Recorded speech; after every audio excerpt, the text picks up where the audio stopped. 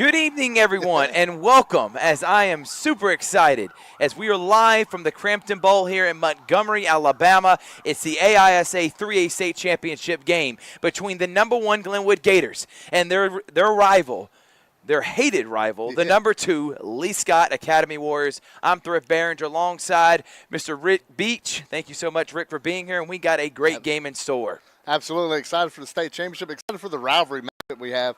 You hear talk to the old heads at the Glenwood that speak about it. You speak about even going as recent some of the Tim Hudson drama might have going on. Right. It just adds to not only a state championship, but having that rivalry factor is unlike you see stuff in sports. Yeah, exactly right, and I'm excited to be on the call.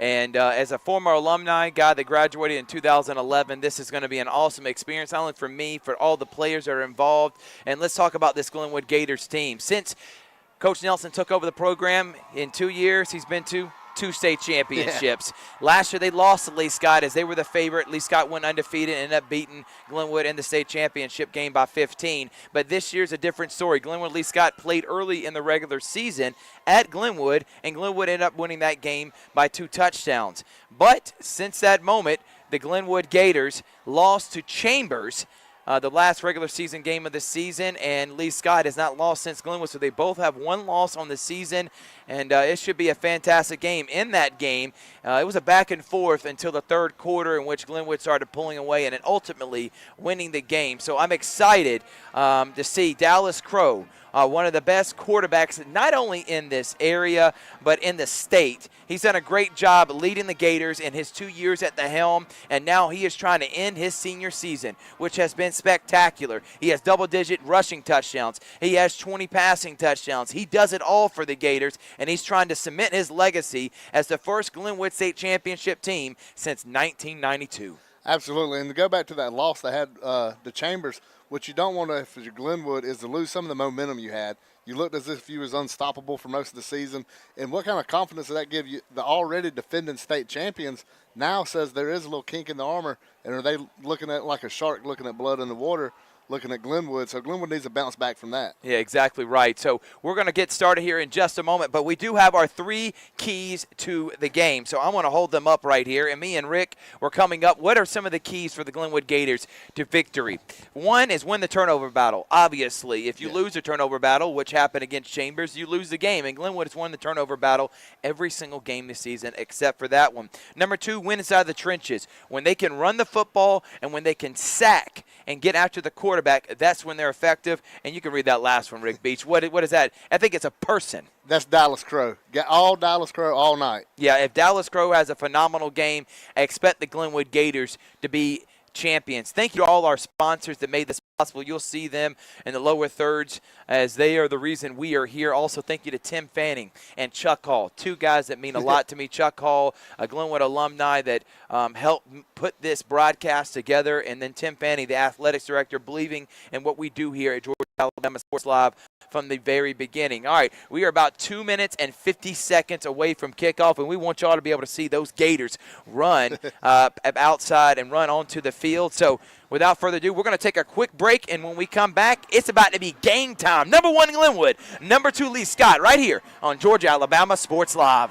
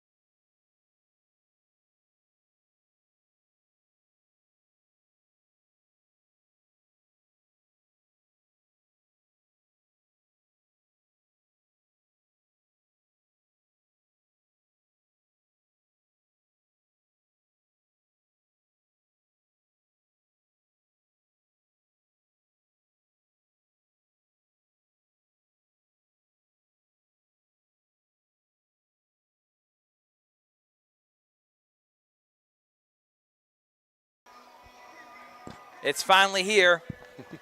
The song's playing. We ready. Everyone in the stadium's ready. Glenwood's ready. Lee-Scott's ready. Thrift and Rick are ready.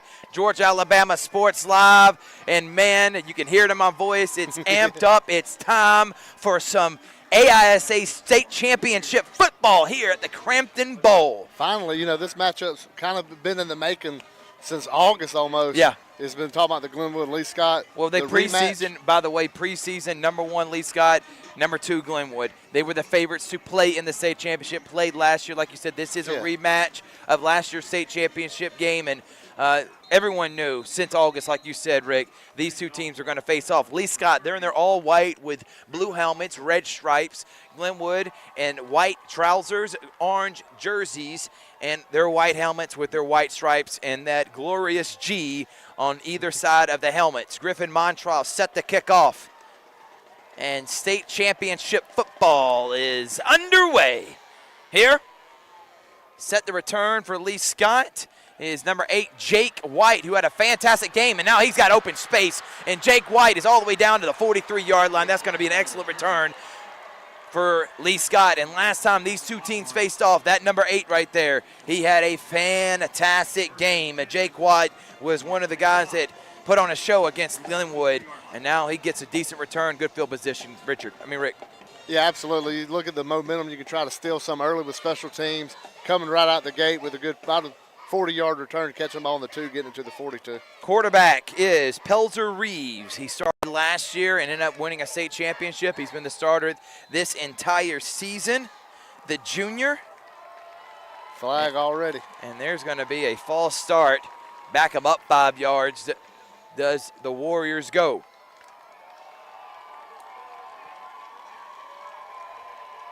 Great crowd here tonight. A lot of Glenwood fans out showing support. Good crowd on the other side, too. These two teams have been rivals since they both entered the AISA. Actually, they've been rivals since Lee-Scott became Lee-Scott. It was Lee Academy, and Scott was also a school.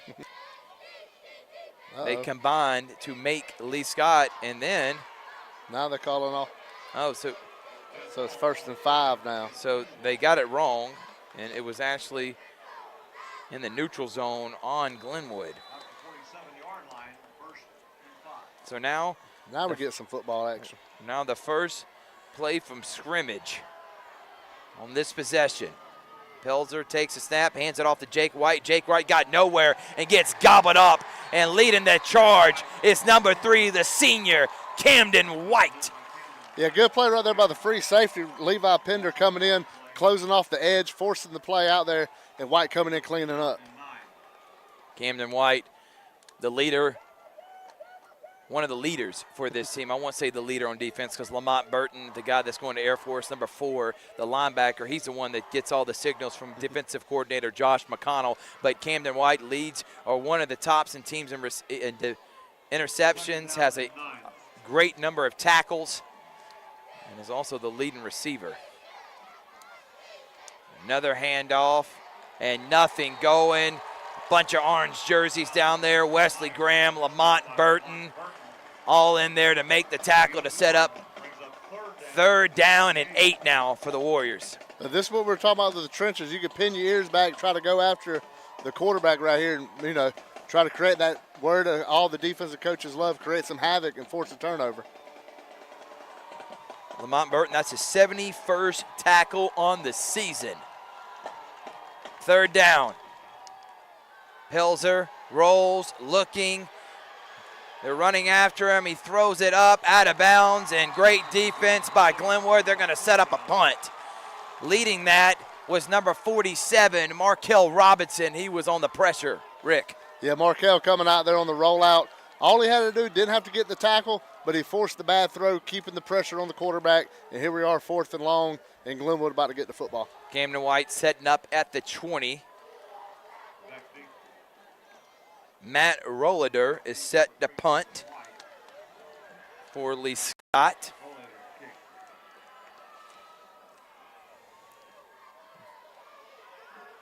Motion. Rollader rolls. booming punt goes over Camden White's head, and it's going to bounce into the end zone for a touchback. So we talked about it. Dallas Crow.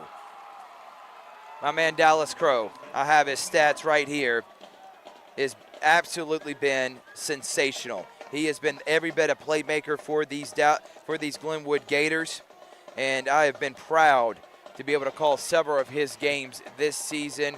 He's looking to play at the next level, and college coaches, you're going to be getting a good one. Dallas Crow has 758 yards rushing and 12 touchdowns. He's second on the team in rushing. He has 24 passing touchdowns, 5 interceptions, and close to 2,000 yards through the air. Like I said, he is a do-it-all, dual-threat quarterback, and they're going to hand it off to Carter Judah, and Judah doesn't get much of anything.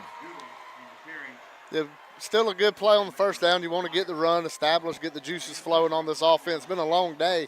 You know, it's sitting over here 7:30 almost local time. So get the first play, let your offensive lineman hit somebody and get the ball game going.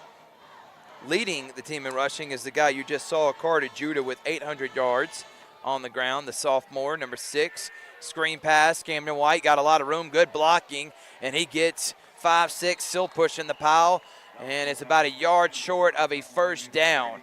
Glenwood, they like running the football, obviously. They like doing the zone read with Dallas Crow that can turn into a passing option.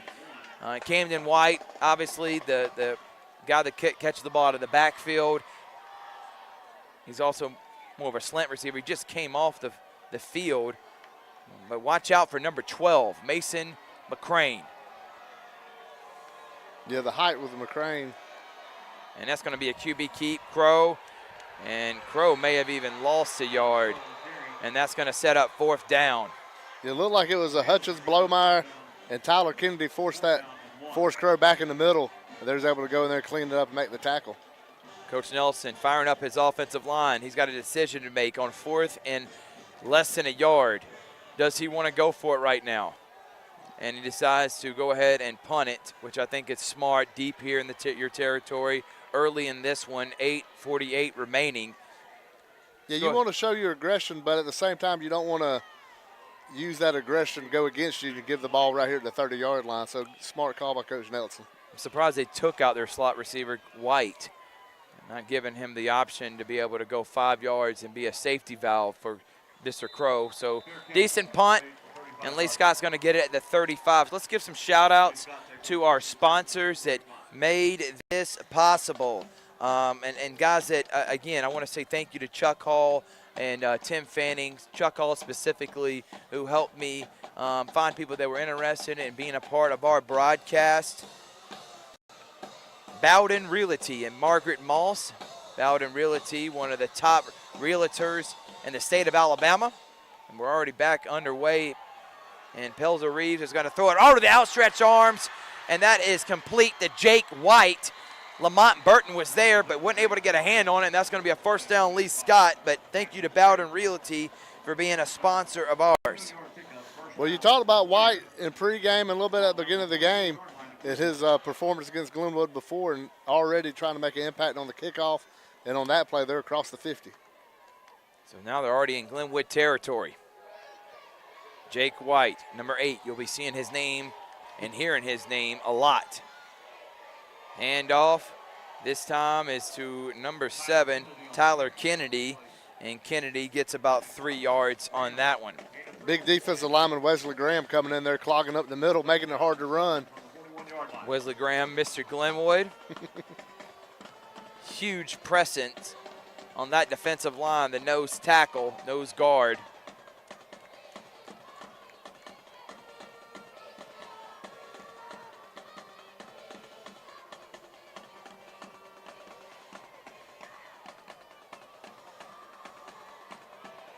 All right, 2nd down, 7. And Reeves is going to keep it, and he's going to be gobbled up, led by number 34 for the Glenwood Gators, Trenton Gillian, and it's going to set up 3rd down. There's still, the 3rd and medium situation right here.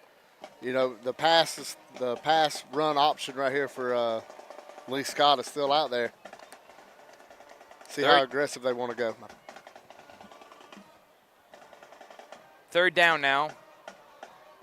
Forward progress, even though he was gobbled up, gave him another 2 yards, so it's third and about 4. And Coach McConnell and the Gators defense wants a timeout. Actually, no, they're actually going to say timeout Lee-Scott, and we'll take one, too. It's Thrift, Barringer, Rick Beats, Georgia, Alabama Sports Live here at the Cramton Bowl. Glenwood, Lee-Scott, AISA State Championship.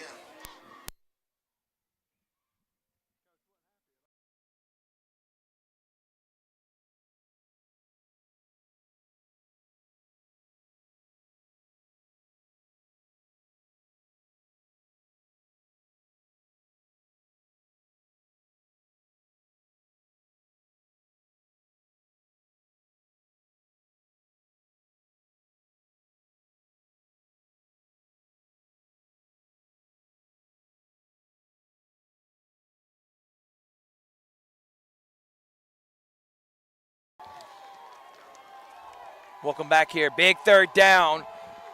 Lee-Scott at the Glenwood 38-yard line. 4 receiver set. Reeves intercepted, no, dropped.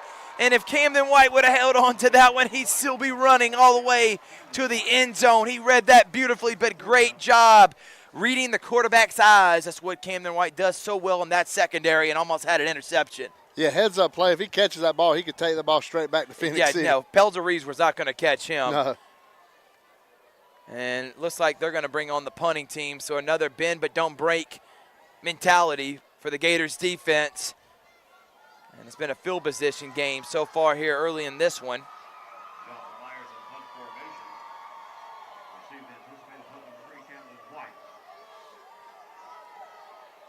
Yeah, it's like Glenwood knew the play that was coming on that one with White being able to jump the route that bad.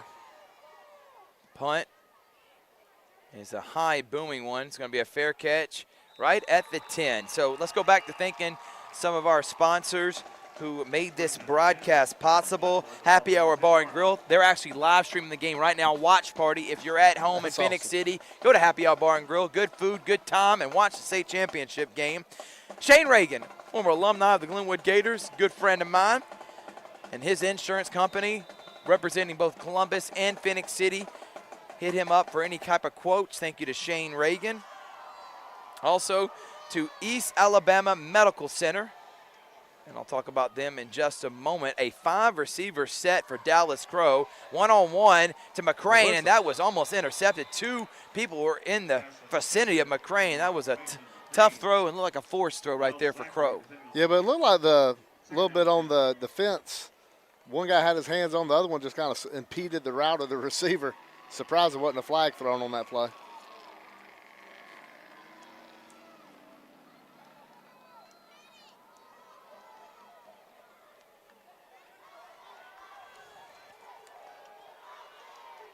So second down, Judah back in the game.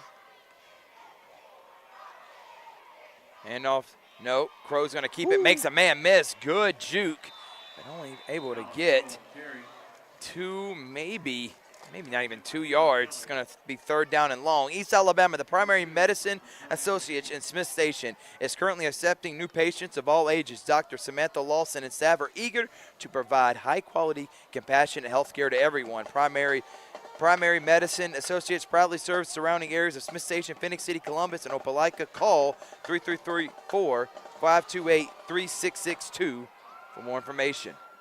Crow's going to take off on the QB keep. Crow still on his feet, and then he is slung down hard by number 20 from Lee-Scott. Yeah, Layton Edens got the sack, but it was really Jackson Lee coming in with the initial pressure and got Crow, rolling out. Again, thank you to John Atkinson, the PR Marketing Director of Primary Medicine Associates and the East Alabama Medical Center for their support. So nothing going on that possession for Glenwood. They went backwards, and they're going to punt again. Good punt, fair catch. It's going to be caught, but because of him kicking from his own end zone, Lee-Scott's going to get the ball in Glenwood territory at the Gator 42 Yard Line. Other sponsors that made this game possible, of course, the Glenwood Alumni Association. If you're an alumni, email Chuck Hall for more information on how you can be involved with them. Derek Moxley Concrete Services. We love Derek Moxley out there in Harris County, and those Tigers got a big one tomorrow. You can follow them on Kutzu Sports. Rick Beach will be there for that one. Pelzer Reeves looking. He's going to throw to the other side, and it's going to be dropped, but right there to make the interception. That was Trey Clarity coming in there on the backside. Thought he had it. Ball hung up a little while. You know, just kind of like he misread the exact spot the ball was landing. Sometimes that's the hardest ball to try to intercept. It's like catching a fly ball in baseball. If you're not used to doing it, it's a little harder to judge when they're just floating down like that. Wild Wing Cafe of Columbus, Georgia. Thank you for your support. They have some of the best wings in Columbus, great entertainment. They always got something going on every single night. I enjoy going there. Wild Wing Cafe for watching all your sports. Live music is Come just on, something. live music and then watching sports. Yeah. I mean, win.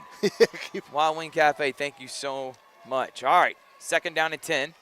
Jake White in motion. False start. And I think Mr. Beach knows football, and I think he's correct on that call. Yeah, it looked like the left guard moved when he was getting set. So 5-yard penalty is going to back him up. Now 2nd and 15. And that throws the momentum of the drive off. We've seen Lee-Scott's been getting a first down, it seems like, on the first series, and they end up punting. Now you got them behind the chains. You can be a little more aggressive with your calls on defense right here. See if Glenwood, who has come close to 2 interceptions. One could have been returned for a touchdown to Camden White last drive. Let's see if they can. We said that's the #1 key, win the turnover battle. Let's see if they can force one. Handoff and wide open up the middle for 10 yards is Tyler Kennedy. I mean, that was a huge hole for him to gain back majority of the yards they lost, and it's going to be 3rd down and 6 now for the Warriors. Yeah, that gives him a lot more manageable situation for Lee-Scott right here.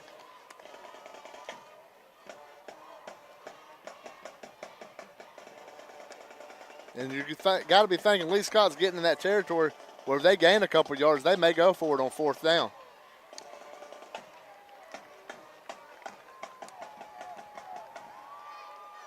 Snap. Shovel pass to White. And a great tackle right there made by number 23 for the Gators. Jackson Griggs coming up and taking his legs out from under him. That's a huge play because if he doesn't make that tackle, Jake White's probably running for another 10, 15 yards and keeping the drive alive. But it's 4th and 1, and obviously Lee-Scott's going to go for it. So here is one of the bigger plays of this early game so far. 3:42 remaining in the first quarter. Looks like they're going to direct snap to Jake White. And they are, and he's going to keep it. And Jake White, depending on the spot, it looks like he may not have got it. It's definitely going to be close. That may be Glenwood's football. And let's see. It looks like the spot he is short. Lamont Burton in there on the tackle. See if they measure this. Along with Markel Robinson. It is really close. I mean, we are high up here in the press box, but that looks very close. They're going to have to bring the chains out.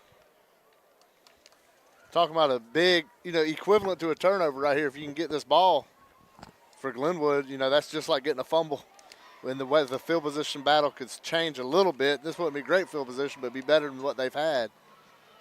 Let's see. Here it is. By the nose. And they're going to say 1st down, Lee-Scott.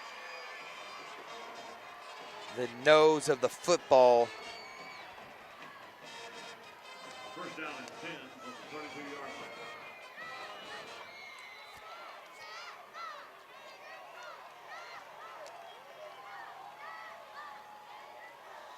Shout out to my guy T.J. Taylor, who's tuning in.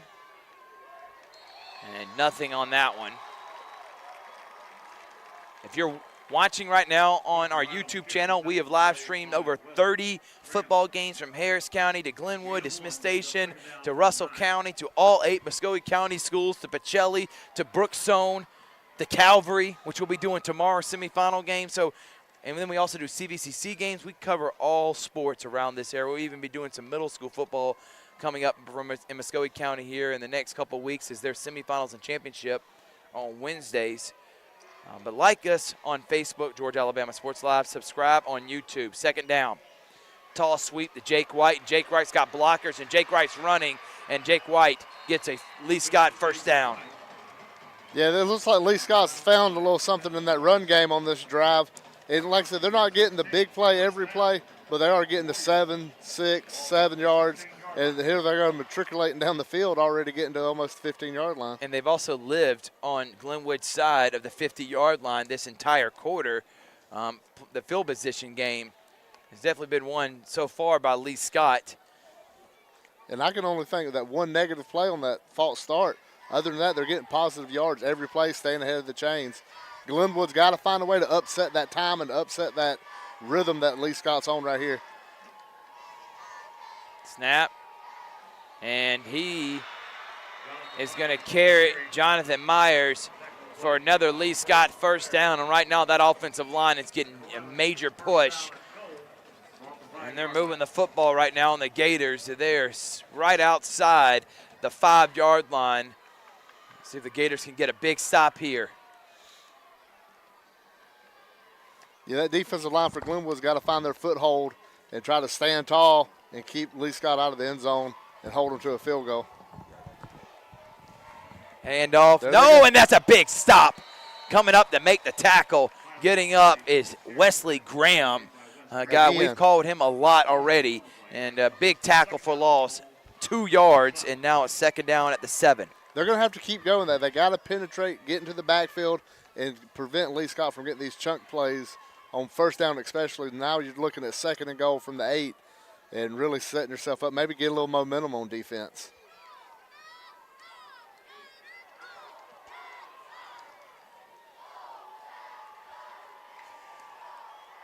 Tall sweep to Jake White. Hold. And there's another big tackle on Lamont Burton, and that may be a holding call, which I know he lost a yard, but I would take the penalty, back him up even further away.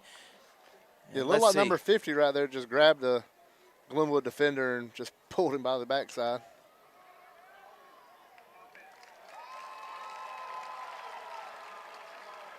So that is a holding call like you talked about, Rick, and it's going to set up second down from the 17 now. And we said it, we were just talking about it, the first play, you held them to no gain. Now you get the negative play on the hole, so it's second and long. And this could be the momentum that this Glenwood defense, and now I expect that defense coordinator to dial up the pressure a little bit and maybe force that turnover. A good run blitz right here, really force them to a third and long.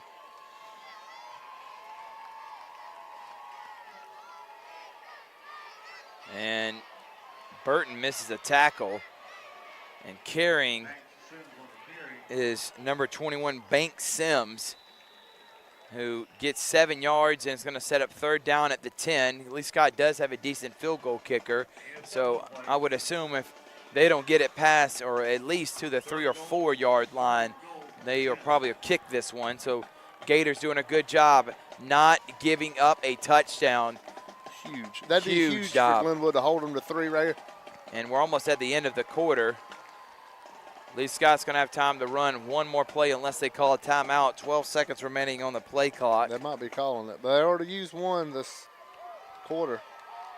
5 seconds remaining, and they look like they're not in a hurry. 2, 1, and they just get it off in time, and the quarterback's going to keep it, and the quarterback's going to get to the 5. Tackle made by number 34 for the Glenwood Gators, Trent Gilliand and Wesley Graham, and here comes the kicking unit. Great job by the Gators when they started first and goal at the 3 to not give up a touchdown, and that's going to be the end of the first quarter. Glenwood and Lee-Scott all knotted up at 0. That quarter was pretty much in the hands of Lee-Scott as they had it for majority of the time, but Glenwood hasn't given up any points, and 1 quarter is down. We're tied here at the AISA State Championship game in Montgomery at the Cramton Bowl. Georgia Alabama Sports Live will be back after this.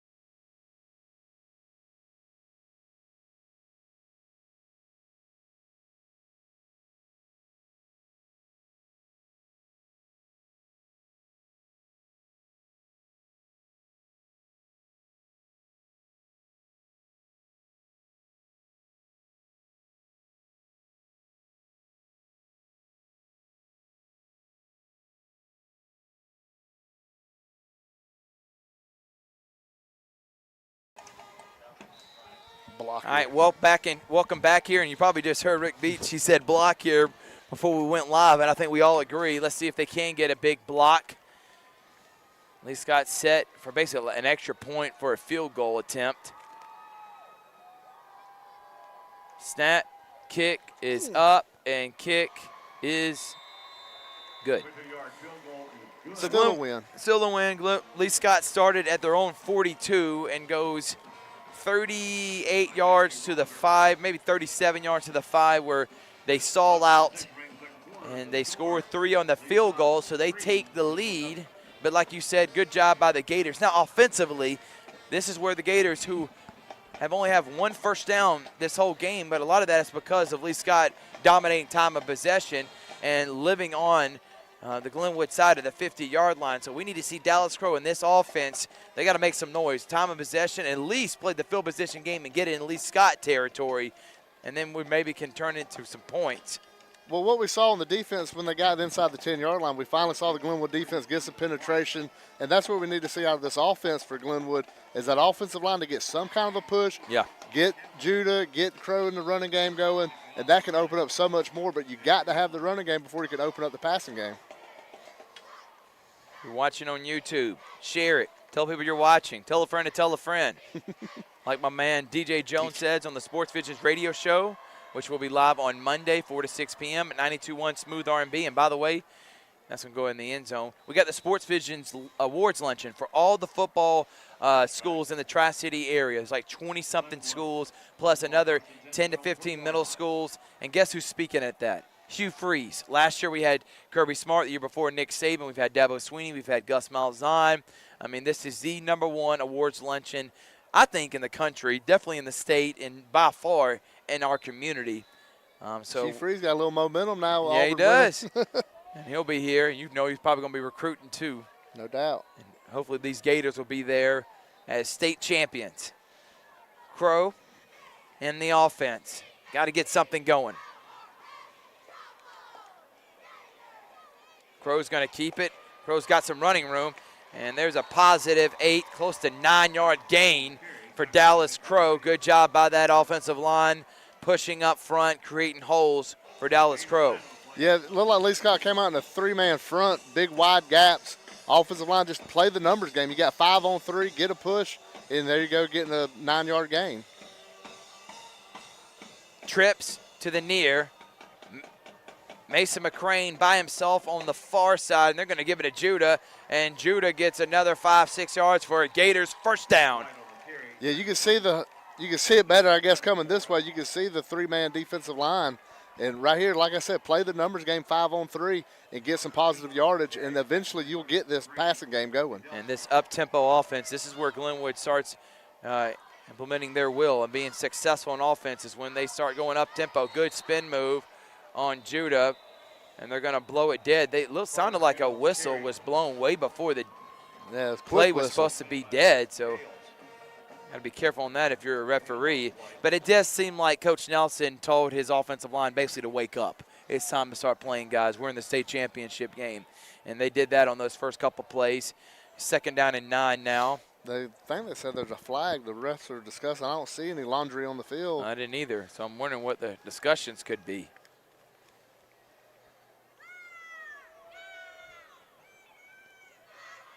See which way they.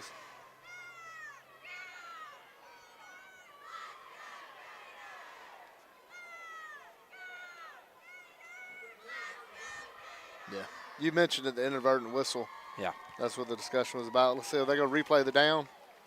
Yep, and they are going to replay the down, which works out for Glenwood because even if there was an inadvertent whistle, Judah wasn't going to get much of anything, so that worked out for Glenwood. Back to first down again. Miscommunication between him and Judah, and he's going to throw it over the middle, try to hit his intended target, Cal Lawrence, but that play just looked bad from the very beginning. Him and Judah were not on the same page, and Crow trying to make something out of nothing. Got to be careful, though, throwing those balls over the middle. Lawrence was able to catch it. He could still be running, but now it's going to set up 2nd down and 10. Well, Lee-Scott defensive end, Layden Eddings, coming in there, containing on the outside, forcing Crow to stop and make the throw, miss the timing up of the throw, forcing the incompletion. And the screen pass to Lawrence.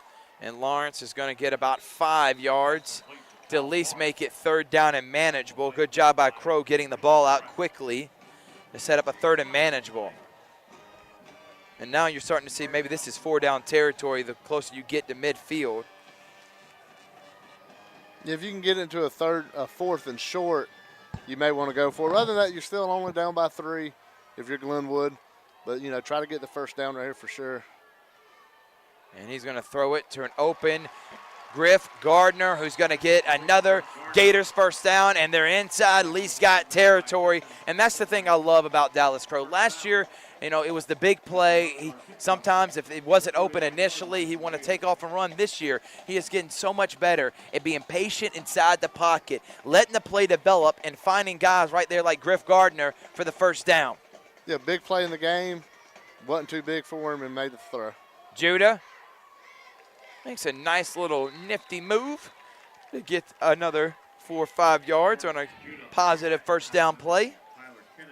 This game also brought to you by P&B Broadcasting. Dave Arward, Joseph Brandon, Kissin 99.3, Q107.3, 103.7 Light FM, 98.3 The Beat. There's 11 different radio stations that I can sit here and name. 102.5 Boomer FM. All of them a part of the P&B family. Appreciate their love, and I love working with them and for them. 92.1 Smooth R&B as well.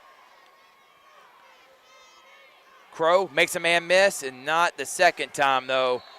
Good job by Lee-Scott on the pressure, and that's going to be a loss of a yard.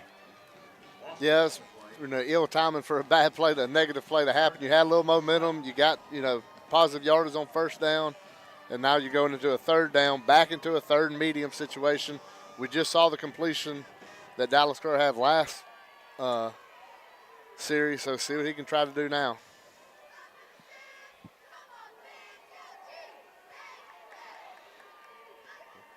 Look to the far side, number 12. Definite height advantage on the outside. McCrane, one-on-one, no safety over the top. And Coach Nelson wants a timeout, and we'll take one too. 8:34 remaining in the 2nd quarter, 3-0 Lee-Scott. This AISA State Championship coverage here on Georgia, Alabama Sports Live.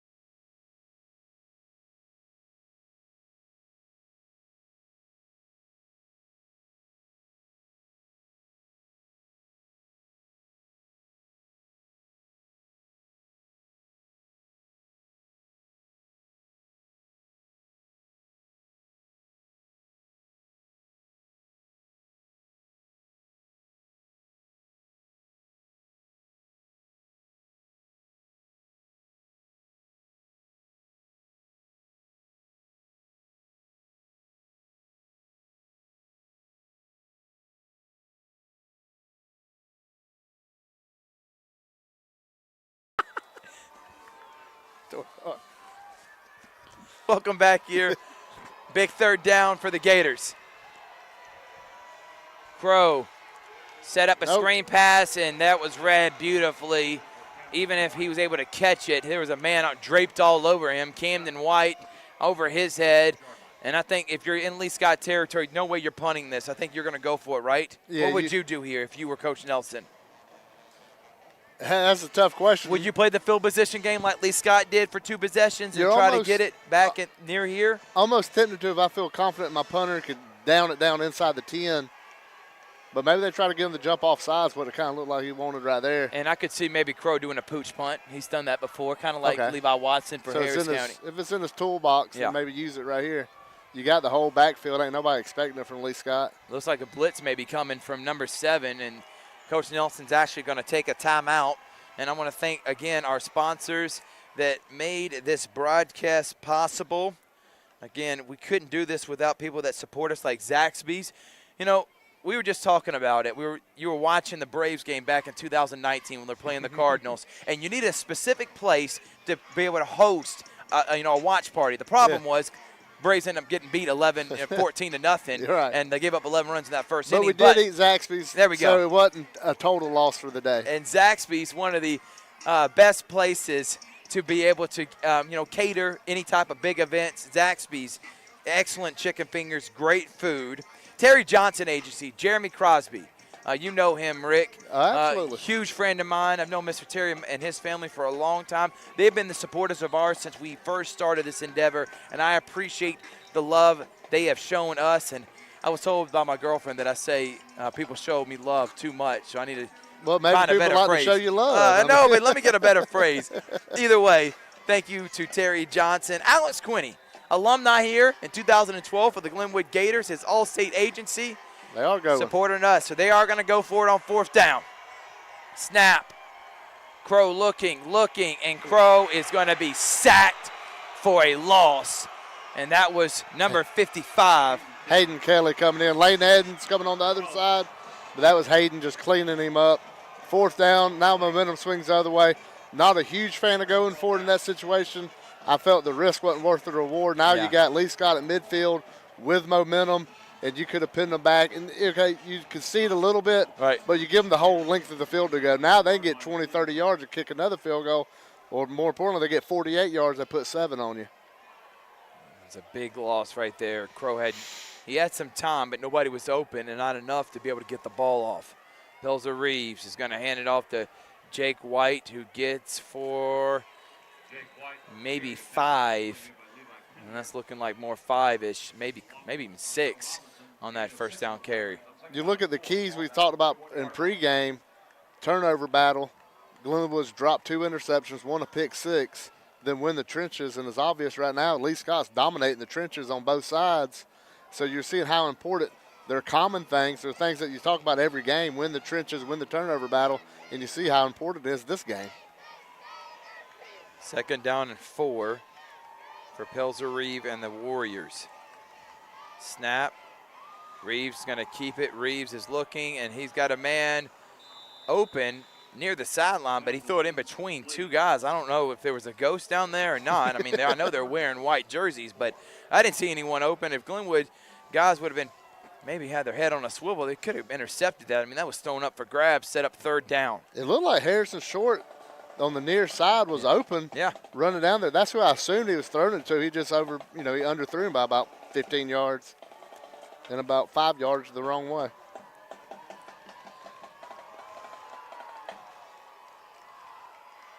Tall sweep. Jake White has got blockers in front, but a great tackle from Lamont Burton, and then coming to clean it up, and the ball's on the ground. No, they're going to say it's dead, as number 47, Markel Robinson, also came and cleaned it up. Markel's having a good game. This is the 3rd or 4th time we've said his name. You know Rick Beaches loves football and has been a coach before, because first thing he said when he saw that ball go on the ground was ball. like he's down there coaching defense. Instincts. 4th down and short now for Lee-Scott.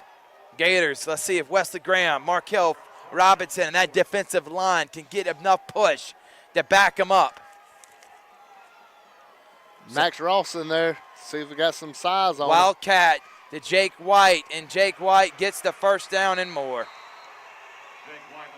Wesley Graham initially hit him, but he spent through the tackle.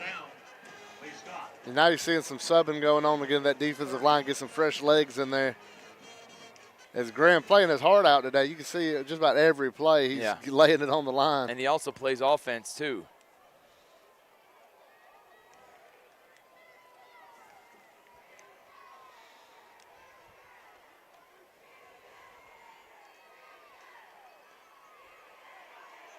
And nice 1st down run by Jonathan Myers. He gets 8 on that one.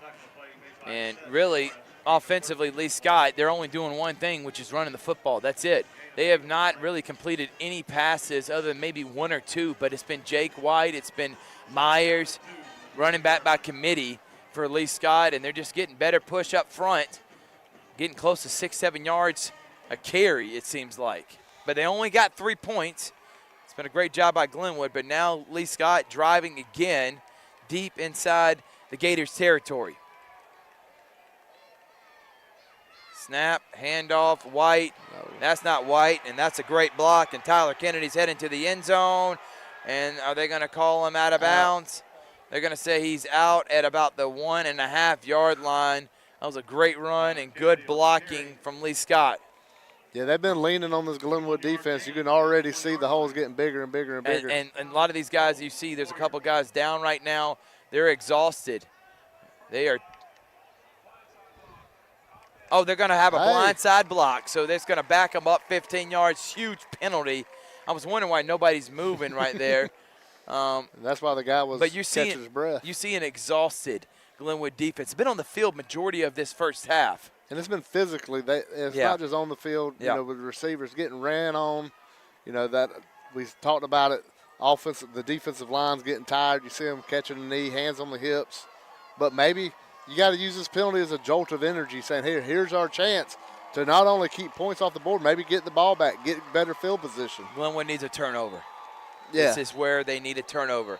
And Second down and 15. the Lee-Scott head coach is furious. And my catch. And they're actually he's called a timeout just to yell at the referees. He might get another 15-yard penalty the way he's acting. You better be careful. Which this is good. Yet again, it's a blessing for Glenwood. Get over here, catch your breath. Yeah, have your he's helping them out by doing that. Absolutely. You have Glenwood on the ropes, and the penalty was bad enough, but now you're just helping Glenwood a little more, catch your breath, and maybe come up with a game plan to slow that running attack down. Thank you to East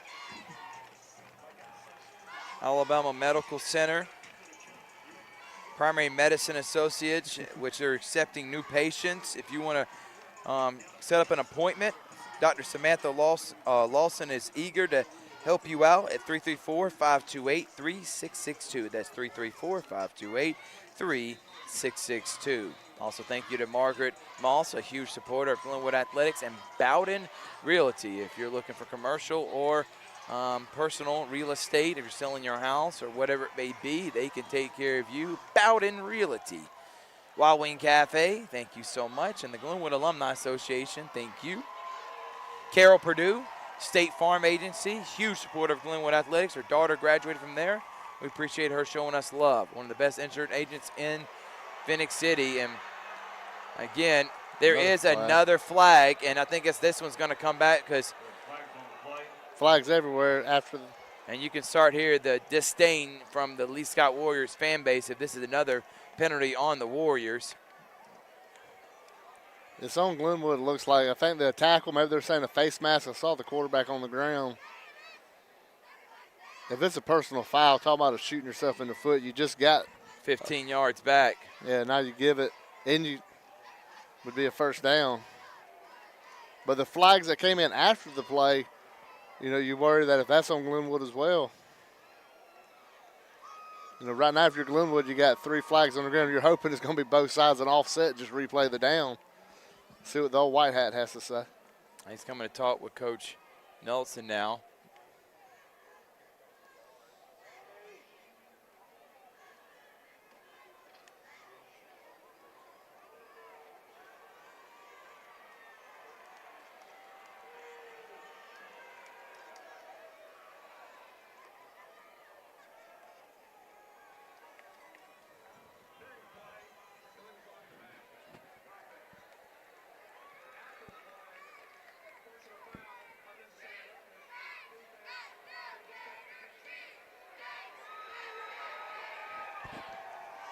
So I don't know, did he say he's ejected? Yes. They just ejected Camden White from the game. Unnecessary roughness on him. They just ejected a senior from the game.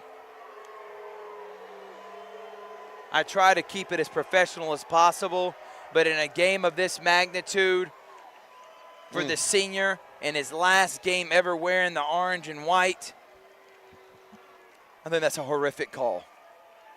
Do you think he just about have to have thrown a punch? I mean, he had to do something that was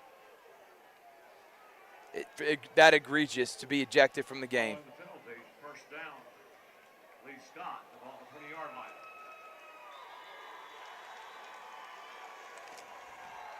So now Lee-Scott's got a first down at the 20. Huge loss for Glenwood as Camden White is out of this game.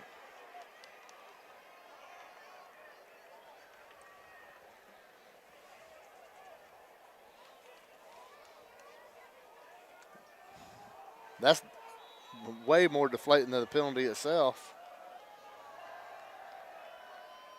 Now, we're just going to go ahead and take a timeout. We're going to let the referees collect themselves because it looks like they are pretty much lost as we are up here on this broadcast on what is happening.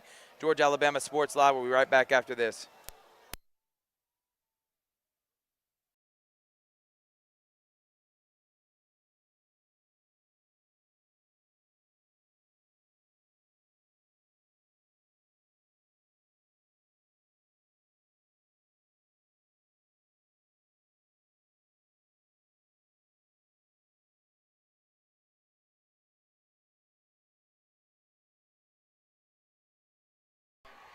Again, we don't know what happened. Camden White was ejected, so pretty deflated about that. I'm hoping that it had to been something that was deserving, and hopefully that it wasn't just a bad call. And another flag. I mean, that's about 5 flags in a row. Referees have said that they want to make this game as long as possible.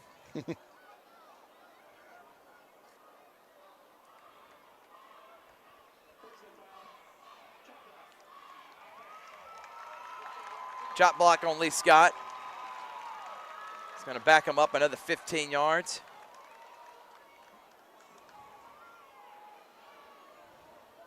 First down and 25 from the 35-yard. So now it's 1st and 25 from the 35. They need to get to the Glenwood 10.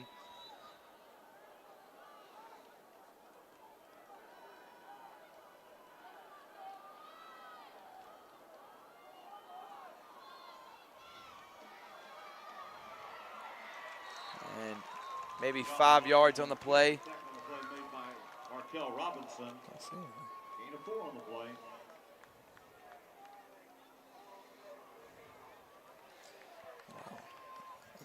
Unsportsmanlike and ejected Camden White. And you should see, I mean, it is really hard to watch as I feel for this young man, the senior. Unbelievable.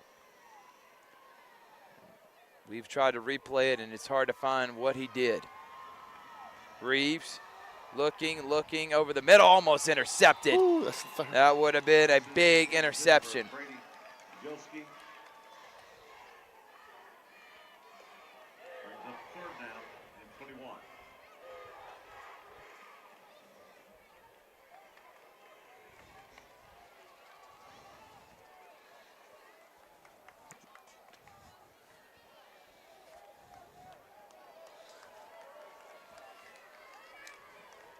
But as deflating as it is, losing a guy like White. You just got to maybe galvanize and get everyone fired up. There's going to set up a screen pass. And there's going to be another holding penalty on Lee-Scott. Ball's on the ground. They are going to say he's dead. I don't think Lee-Scott's had at least 5 holding penalties or something. Holding, chop blocking, blindside block. That's all in this drive. And you think they're up 3-0. They're the ones that shouldn't be playing like this. Right. You know they playing. We saw them going forward on 4th down. We see, they're kind of the panicking, the playing with pressure. And Glenwood's really needed to use that to their advantage right here. You got 3 minutes to go. If you go into the halftime down 3-0, gather yourself, gather your emotions with the Camden White ejection, and try to come up with a game plan to score some points. This is huge for Glenwood if they can only, they can get the ball back and only down 3-0 at halftime. So it's 3rd down and 29 from the 39-yard line. They got to get to the 10 of Glenwood. And Lee-Scott's looking to get 10 yards right here, something to get them close. And it looks like they're just going to play for the punt. There you go. And the Gators get a big-time stop led by Mr. Glenwood himself, number 55, Wesley Graham. And Lee-Scott's going to have to punt. Huge. That's huge for Glenwood. With everything that happened, with the emotional roller coaster you're going on, hold them to 3 right here, or hold them to nothing, only down 3, get the ball back. Even if you got to run the clock out, just get to halftime where you can settle down and settle in. By the way, if you're watching on Facebook, you can go back and replay stuff, also on YouTube Live. So by all means do that. 4th down from the 41. Again, in a game of this magnitude, I just hope. And that one's going to go into the end zone for a touchback. I just want this game to be played fairly. I want this game to be played cleanly because these are two really well-coached and good teams. I know they're hated rivals. And a big-time stop for the Gators because everything right there that happened between the ejection, between Lee-Scott getting close to a touchdown, and to give up nothing and get the ball back at the 20, now someone's got to galvanize them. And maybe that will be the spark the Gators have been looking for. 2:16 remaining until halftime. Gators have plenty of time with this up-tempo, high-flying offense that's averaging close to 40 points a game to score a touchdown or get some points on the board.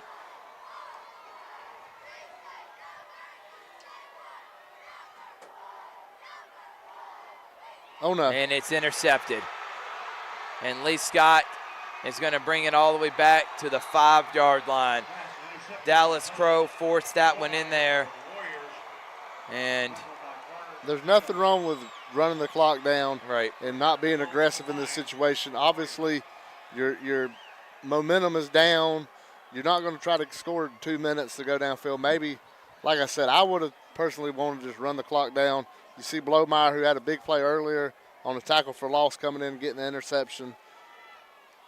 Now you're almost handing them 7 points. If you can hold them to 3 here, I mean, they're just trying to give you the game if you're Glenwood. Blomeyer was the one that had the interception for Lee-Scott.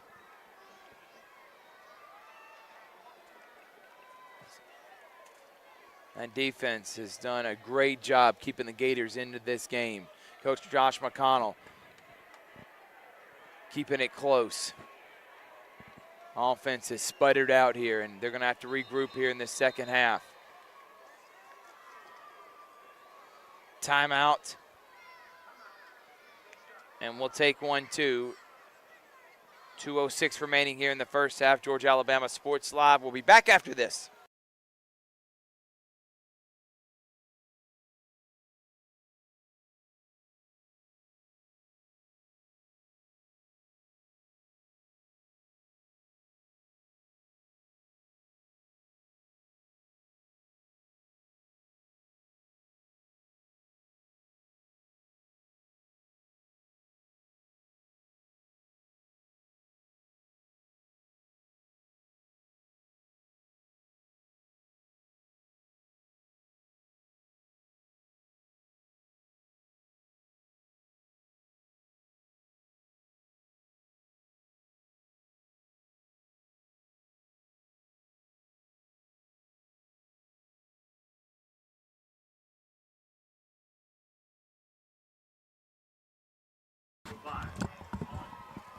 All right, first and goal from the 5-yard line. Pelzer Reeves takes it, and Reeves, that's Jake White, makes a man miss and walks into the end zone for the first touchdown of the game. And, you know, that Glenwood Gators defense, they're exhausted, man. They've been on the field the entire first half, and it was bound to happen, and they gave up a touchdown because of, I would say, not a great throw from Dallas Crow that led to the interception. And now Lee-Scott an extra point away from going up 10-0. Still 2 minutes remaining, enough time. But if you're Glenwood, probably should have just ran the clock out and just took that 3-0 lead. Try to regroup everything that's happened here in this second quarter. Very eventful. You get the ball back if you're Glenwood after halftime, so you kind of feel you got to reset. Right now, the game plan's not working. The players' heads aren't in the game. The emotional, you just lost a leader on your team, gets ejected. A lot's going on, especially the process for a 15, 16, 17-year-old kid. Get in the locker room, readjust, reset, and you'd much rather do it down 3-0. Now it's 10-0, and you're going to get potentially in a position where you have to be aggressive and try to get downfield.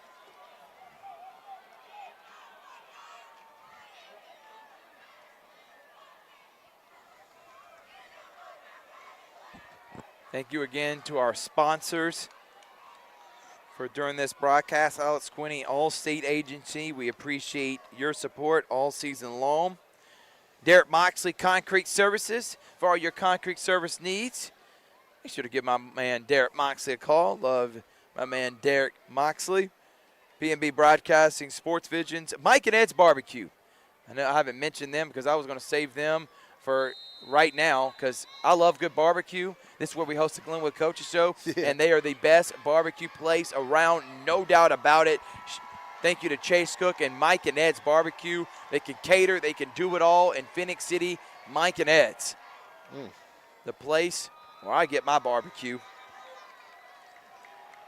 State Farm, Carroll Purdue, Happy Hour Bar and Grill, Glenwood Alumni Association, Bowden Realty, Terry Johnson Agency, Wild Wing Cafe. Appreciate, again, all your support this season and for the state championship game. All right, Rick, you said last time you shouldn't have been aggressive, but now you're down 10-0. Do you stay aggressive or do you just try to play the clock game and get out of this first half only down 10, which has been an ugly first half for the Gators, the ugliest they've seen all season long, and I'm even including the Chambers game? Personal level, no, I wouldn't get aggressive. But as we've seen by Glenwood going for it on 4th and long at midfield, throwing it, aggressive's in the blood. Throwing it up to McCrane, who tried to catch it. I mean, he had it. Nobody was near him. It hit his hands, and he just wasn't able to adjust correctly. That would have been a huge play if he was able to catch it. Yeah, like I said, that's just in Glenwood's nature. You can see that's the way Coach Nelson coaches them up. They're aggressive. He's being aggressive. And if that's your bloodline, you run with it. That's what you do. Don't change who you are at this point in the season just when you're down 10-0. And if he catches that and comes down, you got the ball across midfield with 1:50 to go, and you got 2 timeouts left. 1 timeout left for Glenwood, sorry. Crow to Judah. Judah still running. Judah pushing the pile. Close to a first down. Clock running. Tackle play made by Wesley and Brew, gain about 8 on the play. Brings up 3rd down and 2 up to the 28-yard line.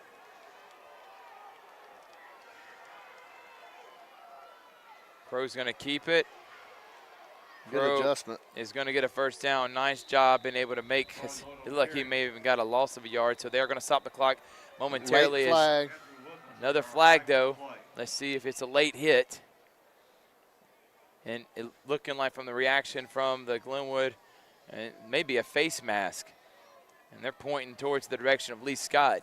Lee-Scott's got to have double-digit penalties at this point, no doubt about it. If you're Glenwood, a face mask penalty against Lee-Scott right now is equivalent to a big play. That's 15 yards. Yeah. That gets you closer. There you 15-yard penalty, like you just said. So add 15 on after the first down. It's going to be now at the 47 for Glenwood. As they are operating with 1:19, trying to get points on the board. This would be huge momentum if they were able to score. With everything that's happened, they're only going down by 3, able to score a touchdown, and they get the ball first in the second half. Man, if you could double up right here, score going into half, score coming out of half. But if you're Glenwood right now, even if you have to kick a field goal, which I don't think Coach Nelson's even thinking about with how aggressive he's coaching this game, is you're thinking 7 right here. You're going to be at midfield, 1:19 to go, 1 timeout. You know, crank it up even more in the aggression, the speed of the plays. Try to punch it in, and that would be huge momentum change. Score going into halftime. See the Glenwood crowd already getting on their feet, getting a little more excited.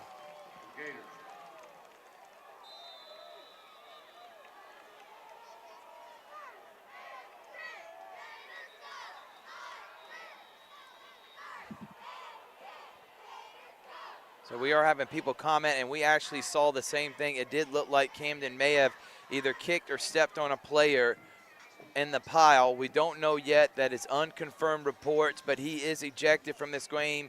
One of the leading receivers, one of the best players and athletes in the AISA. So they're resetting the game clock to 1:19. 1:19 on the game clock still. Every second counts right here if you're Glenwood.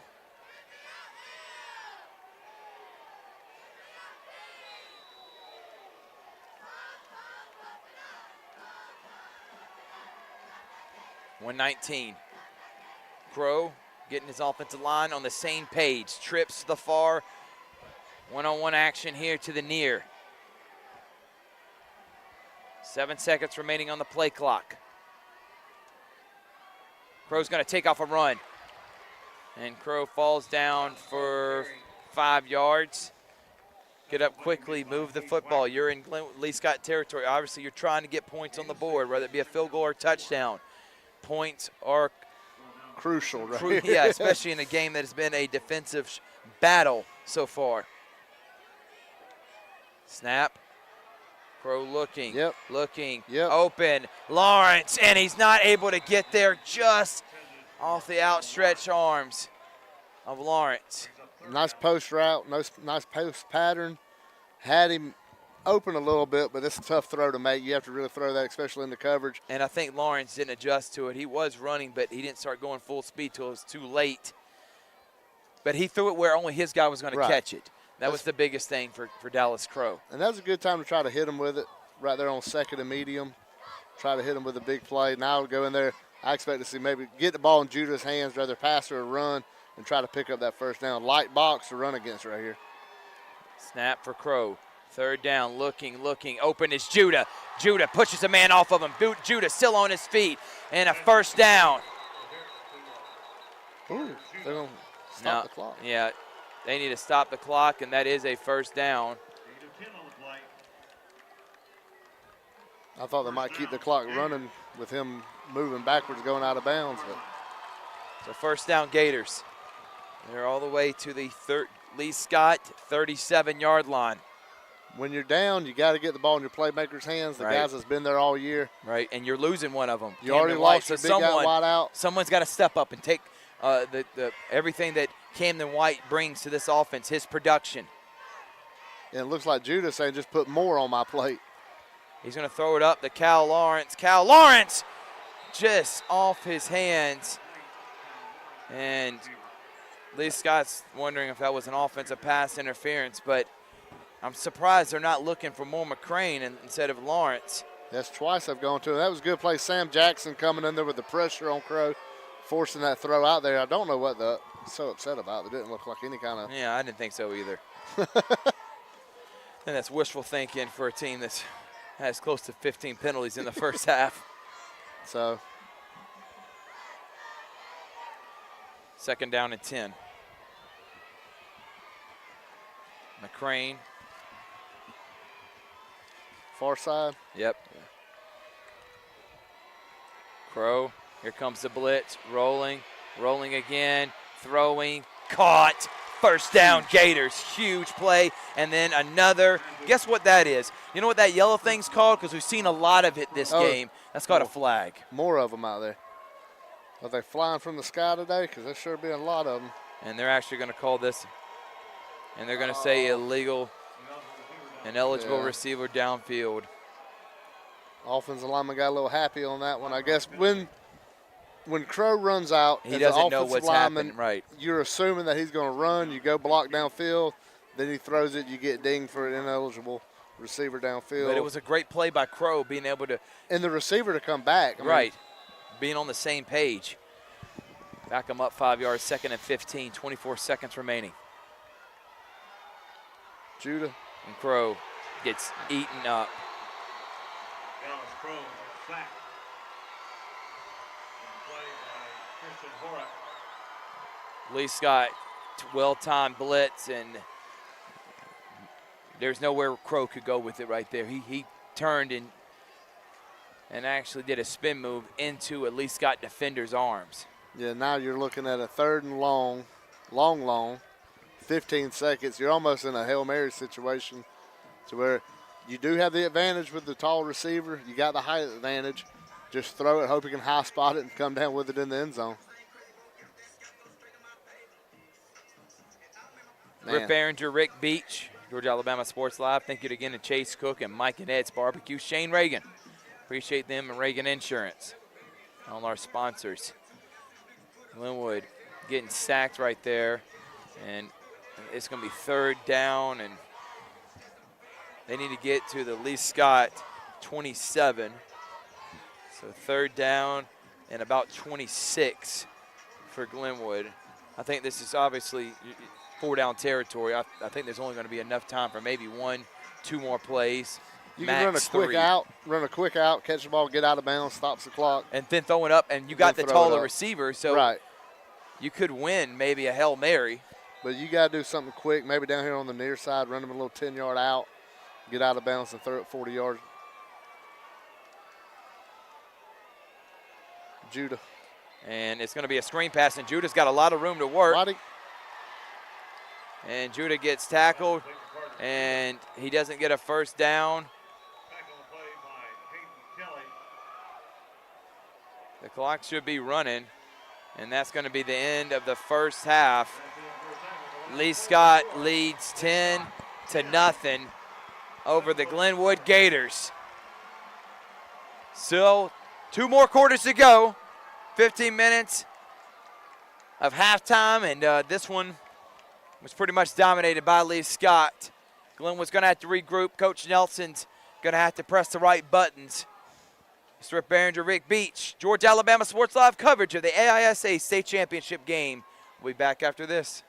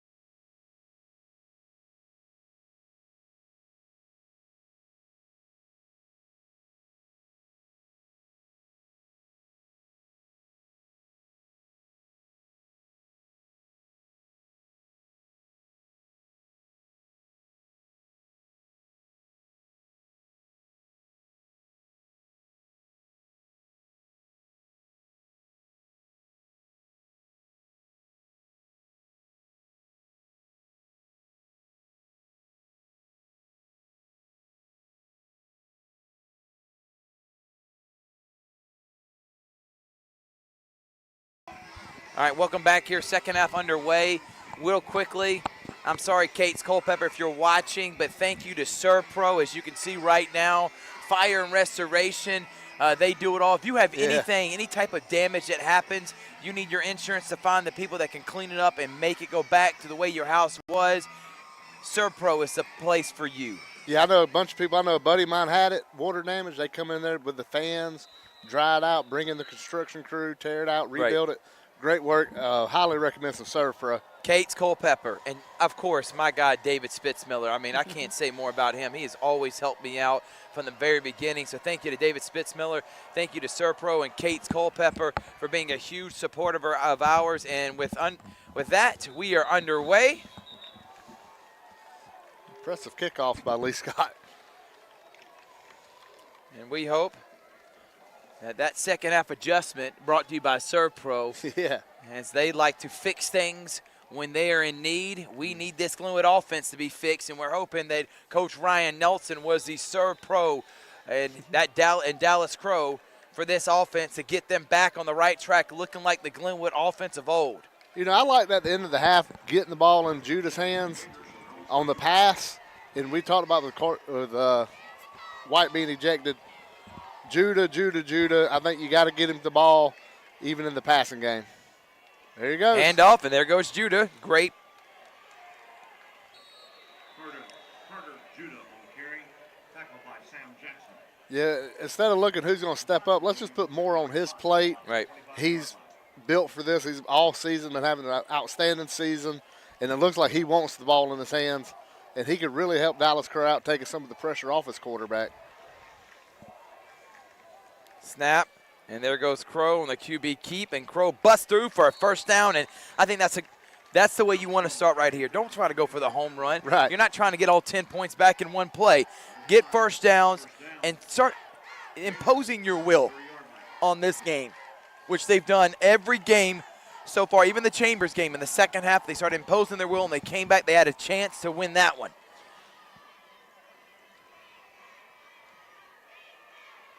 Snap. And there goes Judah again, and Judah again 4 or 5 yards. This is Glenwood offense. As bad as it was in the first half for Glenwood, and it was pretty bad at times, you're only down 10.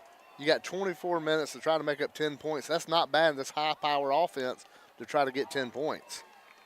The Glenwood defense has played really good.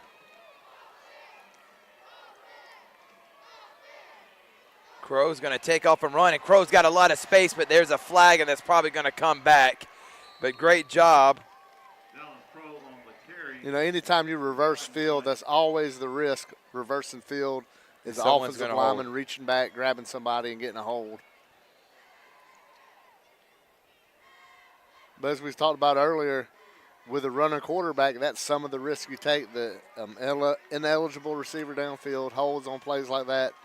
You know, really disciplined offensive linemen, and even the most disciplined offensive linemen still have penalties on those type of plays. So that's going to back them up.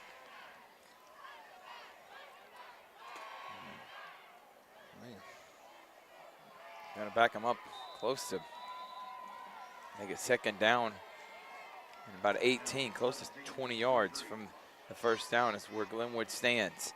Crow gets the ball out quickly. Nice job, and there's Mason McCrane. Actually, that's not Mason McCrane. That is number 13, Fenton Morris for the Gators. Yeah, Lee-Scott sending Lane Edens on a blitz coming in there, and Dallas Crow, wonderful job staring the blitz down and getting the throw off. 3rd down and 2. That RPO. That's when Dallas Crow is at his best. Run, pass, option. 3rd down. And QB keep for Crow, and Crow's going to be tackled for a loss. Lane Edens is slinging down and throwing down Glenwood players. Yeah, you got to punt this away. Now you're going to have to punt. punt. As you don't want to. Yeah. I know Coach Nelson's been super aggressive, but even right here, just not worth it. The defense has played good. They just had a break. They get in there and maybe force a 3 and out, get field position back, and you're okay. Just don't do nothing silly right here by going for it. So I like this.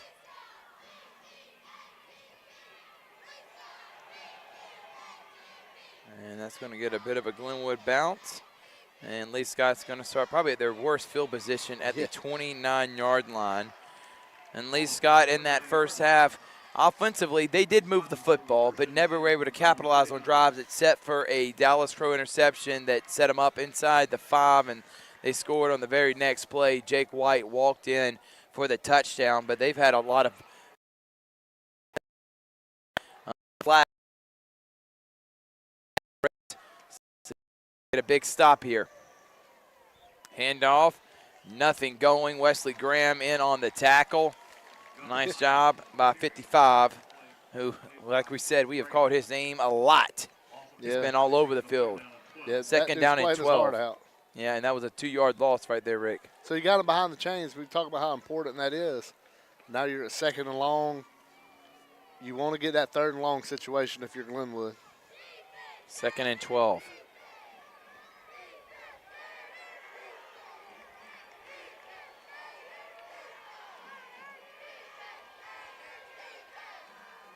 And the RPO to Jake White is Thet Morris is going to throw him out of bounds to set up 3rd down and 6. Good job minimizing that play, because Jake White can make people miss. We've seen that before in this one.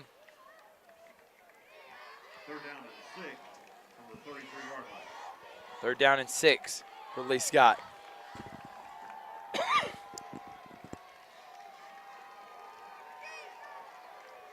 See if they dial up a blitz right here. Now they're just bringing 4. Have not had a sack this game, and Jake White's going to catch it for a 1st down.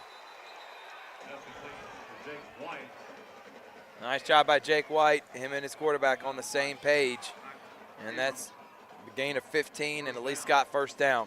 Did just roll out, find the open guy. Nice route by Jake White.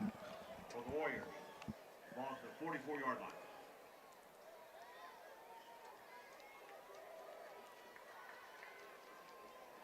Remember, this last time these two teams faced, it was an offensive shootout.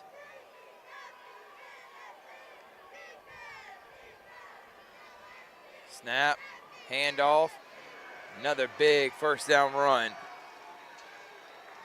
And that was number 7 for Lee-Scott, Tyler Kennedy. Yeah, he's had a good day, really good game. You see the rotating defensive lineman for Glenwood trying to get fresh legs in there and slow this running attack down.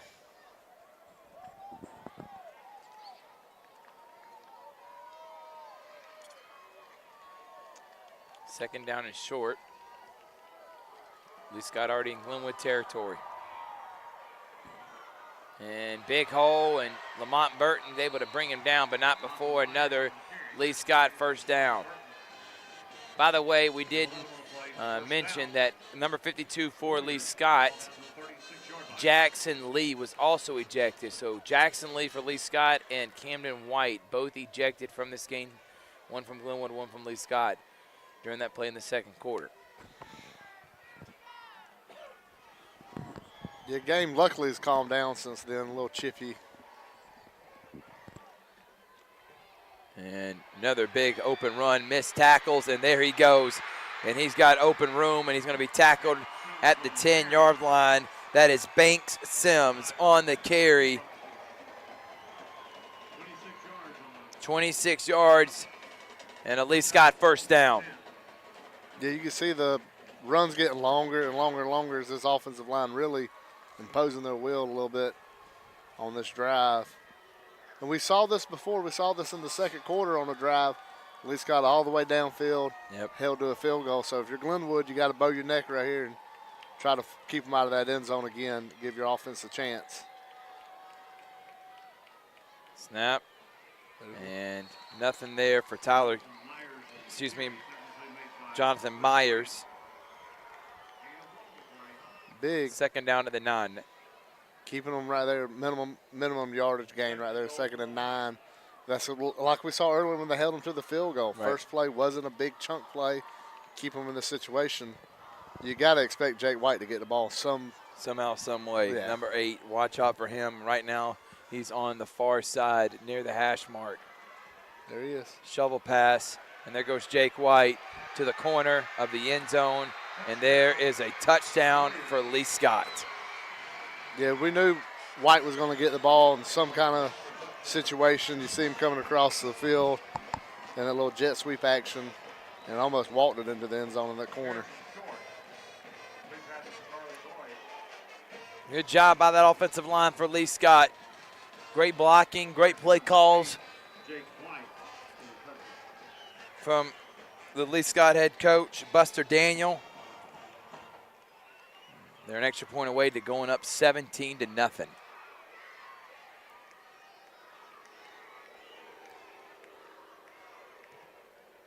And it is good. Thank you again to our sponsors like Serve Pro, Kate's Culpepper, David Spitzmiller. Love them, love what they represent at Serve Pro. For any damage that you have and you need someone to clean it up and get it back to restoration and back to normal, the restoration place for you is Serve Pro. Mike and Ed's Barbecue. Thank you to Shane Cook, Shane Reagan. We appreciate his love and his support. Carol Purdue and State Farm. We love them. Wild Wing Cafe. Great place to watch sports. I'll be watching the Auburn Tigers, maybe at Wild Wing Cafe this Saturday. Thank you to their support, Wild Wing Cafe in Columbus, Georgia. Thank you to Derek Moxley, Concrete Services, and East Alabama Medical Center. John Atkinson and the Primary Medicine Associates. Dr. Samantha Lawson's Primary Medicine Associates in Smith Station, Phoenix City, Columbus, and Opelika. They help everyone around the surrounding areas. Call 334-528-3662 for more information and scheduling an appointment today. And that's going to go through the end zone for a touchback. All right, Glenwood's down 17-0. They have not got it in the red zone. Heck, they even got it past the 30-yard line of Lee-Scott this entire game. This is not the offense we have seen at all this season. Something's got to click. Something's got to flip. What are the options, Rick? What does the Glenwood team do to get back into it? So the game's not over with, but they are down 3 scores. They're going to have to throw the ball downfield. You see these sideways wide receiver screens, running back screens. You got to find a way to push the ball downfield. And see it right down here on the near side, number 12 is going to be the option I would go to. You got the height advantage. You get him in a little more one-on-one coverage. Hand off to Judah. And Lee-Scott's getting 7-8 yards to carry. Glenwood's barely getting 2 to 3. But it's definitely go time if you're Glenwood. Yeah. You've got to get now all the, that aggressive you've been trying to show, you got to have it now, and you got to find a way to push the ball downfield and get some points quick because this game's getting late. 5:39 remaining in the third. Crow open in the flats. First down, nice pitch and catch between Judah and Crow. Crow took a lick right there on a blitz. But really, like again, we saw him earlier stare it down and get the throw off. That was Sam Jackson coming in there and putting a pretty good shot on him. Great job by Crow to stare it down and make the throw. 17-0. Lee-Scott up on Glenwood. Screen pass to Cal Lawrence. Cal Lawrence makes a couple people miss. And they're telling him he stayed in bounds but gets 5 yards. Set up second down. We've seen this Glenwood before, move the ball in between. And then it stalls out. The 20 to 50, 20 to Lee-Scott 40. Yeah. And then it bogs down. But the last time it bogged down, it was a penalty. It brought a first down back. So we'll see what they can get going right here. Judah is going to take it, and Judah's going to get 2 yards. Third down and 4. Yeah, but it's super manageable. Third Yeah. down and really manageable. You can keep your offense right here. It seems Coach Nelson ain't panicking. Maybe this is what he kind of needs, where everybody else starts to panic and he can calm down, keep his composure on this play calling, and put his drive together.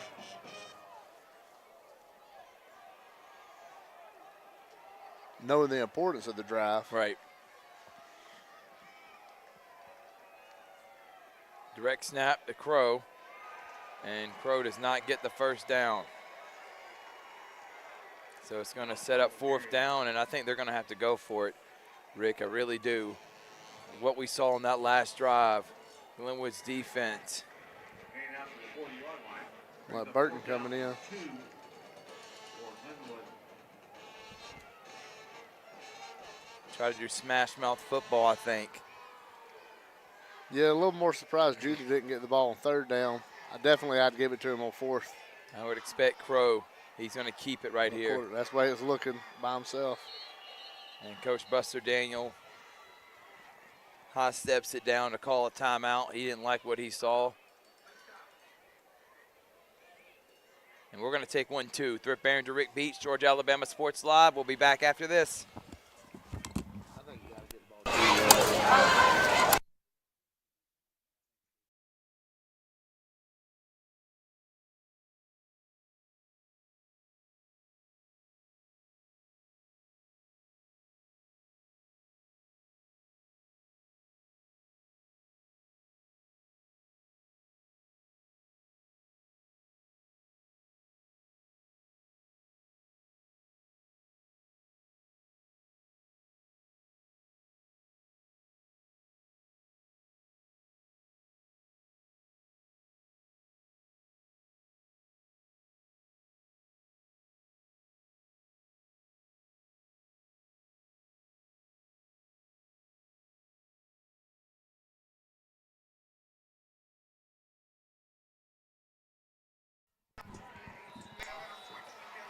All right, fourth down, big fourth down. Glenwood needs to get this. This is, I don't want to say for the game, but it could be for the game. And the Glenwood Gators get stopped on fourth down, and that pretty much sums up how this one has gone. This is not how Glenwood's played all season. They've been able to move the football at will on anybody they faced. We've seen it on short yardage and running the same play on every short yardage situation. It's like Lee-Scott knew exactly what was about to come. Yep. And good job, Walker Lee, defensive end, making the play. You know, the first man there held him up, got the stop, and really trouble territory if you're Glenwood right here.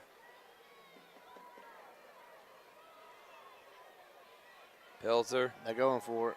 Open. Drops what would have been a touchdown. That was a great pass. Even better call. Brady Kozleski was open over the middle and just drops what would have been a walk-in touchdown. And that pretty much would have, I mean, Glenwood's got to get a stop here. There's 3:34 remaining in the third. They can't give up any more points. It's a three-possession game, maybe a field goal because then you still can get 3 touchdowns. But if you give up a touchdown, it's going to be tough because you're not able to get any penetration. Win between the trenches, that is in the arrow of Lee-Scott. And you can see him going for the nail in the coffin. There's our boy making a play. Good job by Wesley Graham. Third down and long now. I think that was Carter Ross. Was that a 56 or 55? Definitely was, looks like. Because 55 56, yeah, 56 coming in there. But you know what? Wesley Graham still deserves all the credit. He's played his heart out. Hard out. You can see the sweat pouring through his jersey even from up here. And just how hard he's been playing. He's been out there every snap just about on defense. They switched him up on the defensive line. Got to stop 3rd and 10. Here comes Wesley. Reeves, good defense, no call. Great job on number 32 out there defending. McKay Abrams, defensive back, 4th down, and I think this is going to be punting territory for Lee-Scott. And why would you? Why would you even think about going for it right here? You've done nothing but hold Glenwood to 0 points here. Yeah, almost 3 quarters into this one. You got to think Lee-Scott's got full confidence and faith in their defense. The way they've been playing lights out, holding this high-powered Glenwood offense to, you know, we don't have the stat sheet to see the yardage, but holding them to 0 points is super impressive. Drop the ball. And that one's going to be bounced. Not good for Glenwood. And Lee-Scott's going to down it at the 9.5-yard line. Glenwood needs one play. That's it. That just gives them that confidence. Because right now they're a confident-less team. And the big plays that we have seen all season long, that happened last time these two teams faced off. Glenwood put up close over 40 points in that one. They have negated any type of big plays. They have not been able to get anything between the tackles. And from sideline to sideline, Lee-Scott's just looked faster than Glenwood has. But 3-11, the game is not over with. No, it's not. Emphasize it is not over with, but Glenwood is not going to have many more chances. They need to get something on the board before the end of this quarter if they want an opportunity to win this game. And it's got to have something to rejuvenate them right now. They just don't look like the same offense we've seen all year. McCrane one-on-one. Crow's going to keep it for 2 yards. Tackle play made by Hayden Kelly. Kelly's Good two, brings up second down. going to have an injury timeout. There's an injured player. Now you're at 2nd and 8. Just at some point you have to do something you haven't done. We haven't seen them attack this matchup down here. Now it's on the near side. You got the advantage at wide out. Try to take advantage of it. We'll take a timeout, too. Thrift, Barringer, Rick Beach, Georgia, Alabama Sports Live. We'll be back after this.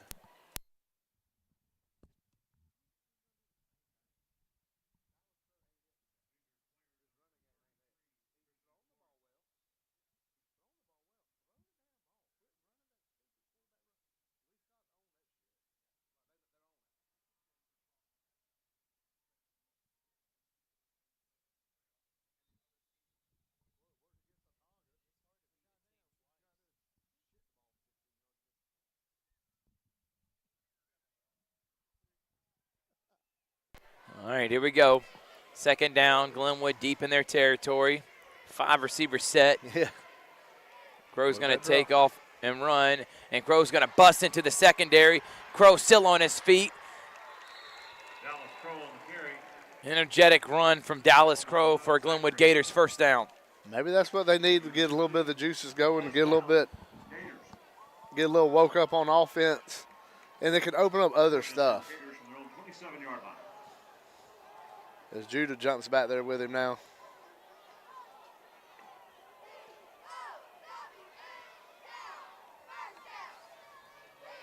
Crow is going to throw it up to McCrane, and that was over the head of McCrane, and there were 2 guys draped all over him. They are not letting him get anything one-on-one. No, they have the safety coming for sure on that one. There is a flag on the play, and from the looks of it, it's going to be on Glenwood.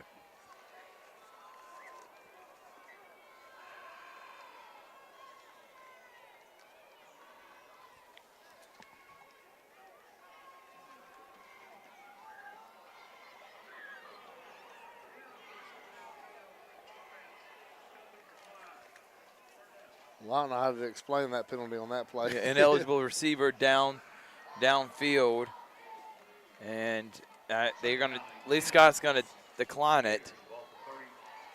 They're going to keep it 2nd down. 2nd and 10. Yeah, he was in the pocket throwing it downfield. I don't know how offensive lineman wandered downfield on that. I mean, he got the ball out quickly, too. We could excuse it on a scramble drill, but that one's a little tough. Here goes Cal Lawrence on the jet sweep. Gets 6 yards to make it 3rd and 4 now. 2 minutes until the 4th quarter. Lee-Scott's defense has been really stout on these short yardage situations. 3rd and short, 4th and short twice, and the same area of the field. And Glenwood's either got stopped.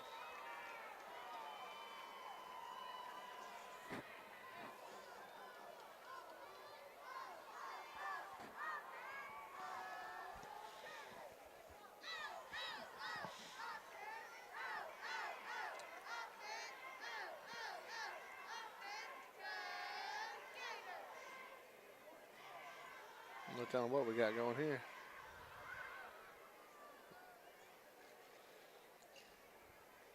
Judah looks upset about something. Yeah, he does. Wasn't no penalty. But you know what? He did the best thing he could do, walk away. Yeah. Don't say nothing, just move. Whatever. Walk away. Maybe get Judah right here. He looks going to get a linebacker on him. Maybe a blitz coming. Gets it out quickly. Nice job, Griff Gardner. 1st down. I like that. I like the play call. I like the execution. Just find the zone, sit in it, hit the throw, get the 1st down, keep the chains moving. But eventually they're going to be able to capitalize Yeah, hit those where you sit, Right. maybe do a stop and go in a little bit, have it open up Big and play. hit the play downfield.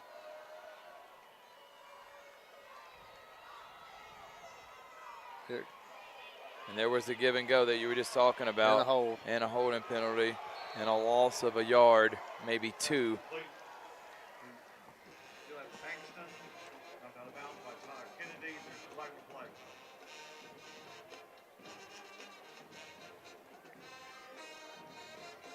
See if they want the penalty or just take the loss. Yeah, I'd take the loss.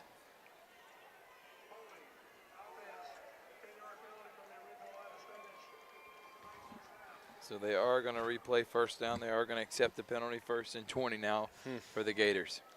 There was nothing going on that play anyway. Right, but you get the first down, you get a little bit of momentum, and then you get a penalty. It's that 1 step forward, 2 steps back that we've unfortunately seen all night from Glenwood.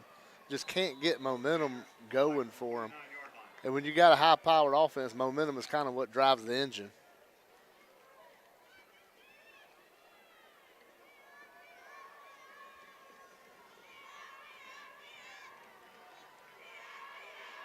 Crow got a lot of time looking, and now he just takes off and run That was throw and carry.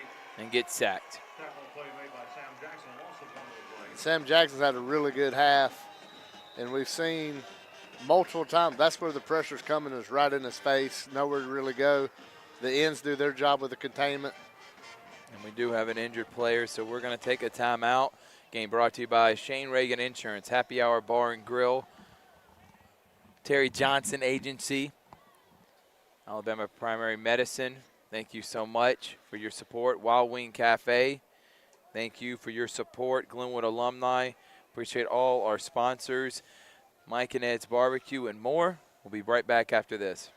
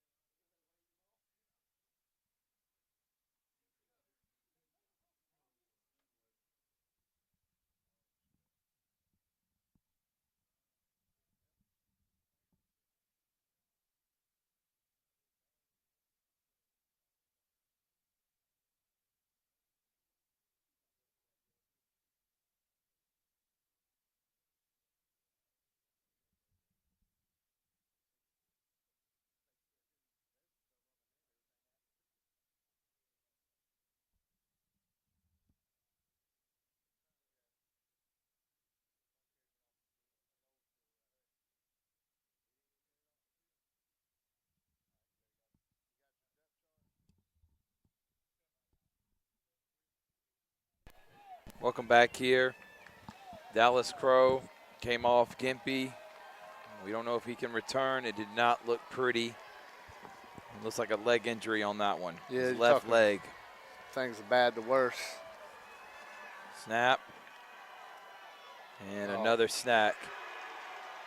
Is that Sam? And he actually fumbled the football, but is able to get back on it. The backup quarterback is Levi Pender. And it's going to be 3rd down and 30 for the Gators. Yeah, Sam Jackson coming on the blitz. That's got to be the 8th, 9th time we've seen him get in there and rather get the sack or force a throw. So this Lee-Scott defense, super aggressive, bringing blitzes up the middle, right in the quarterback's face, and just nowhere Glenwood to go.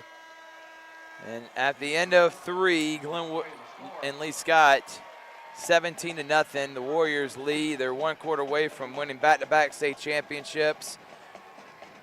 Glenwood still got a quarter to get back into this, but it's 3rd and 40.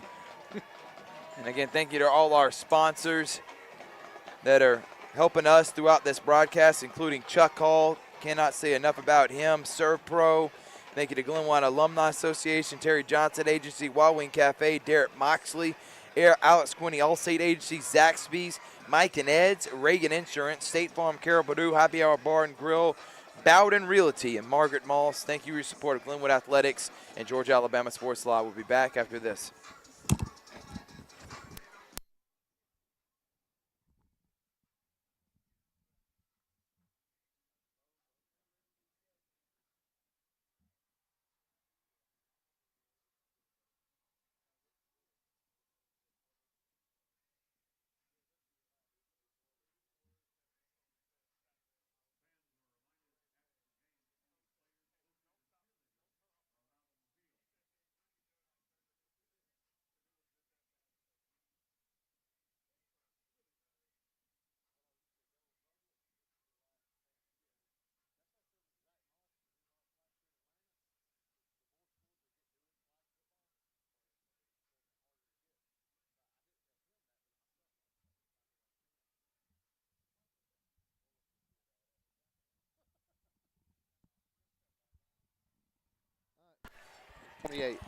Welcome back here. 3rd down and 28 to go. Levi Pender, it's going to be a pass wide open. He's unable to turn around and find the football. McCrane, that was a great call. Double pass. He was looking for Eli Bankston. And Bankston not able to get his head around, wasn't able to find the football at all. And with the down and distance, you got to punt it and just hope your defense can find a way to force a turnover.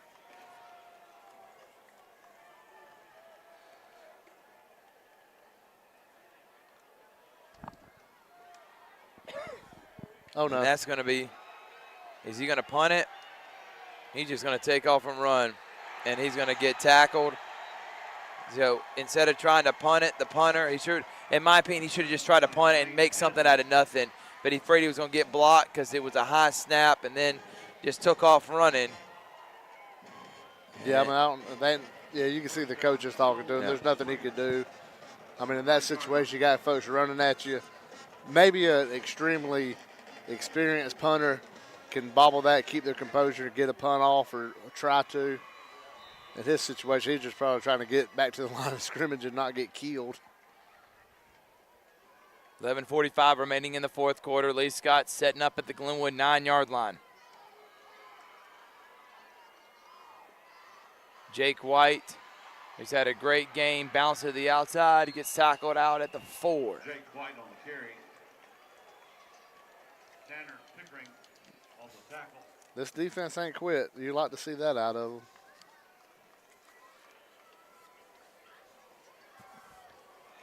Game down to the 3-yard line. 2nd to go from the 3.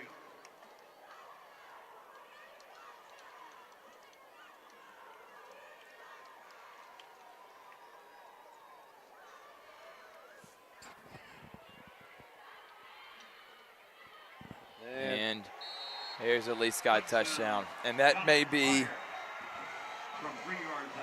maybe too much of an insurmountable lead, especially now if you got a backup quarterback in. Dallas Crow is walking on his own 2 feet, so hopefully he'll be able to come back. I don't know if he will or not. He is walking around on the sideline. But Lee-Scott, great game plan coming into this one. And mainly it's been their defense is what's won them this game. Offensively, they've made enough plays. That's why they're up 23-0. But defensively, they have not given up any big plays. They've had timely key call blitzes and sacks, and they have just put the clamps on the Glenwood offense.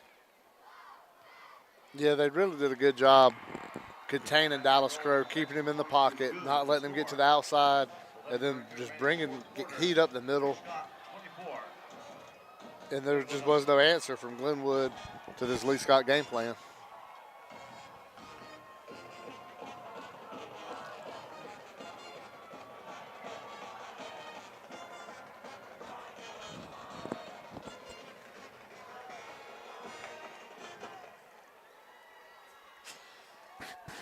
Thank you again to the sponsors that help make this broadcast possible.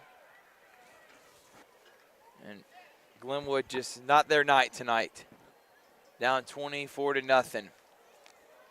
Got 11 minutes and 32 seconds to do what would be one of the greatest comebacks And not only, I think, of course, the history of Glenwood, but maybe the history of the AISA in this big of a game against that Lee-Scott defense, who, since losing to Glenwood, has dominated every team they've had to face.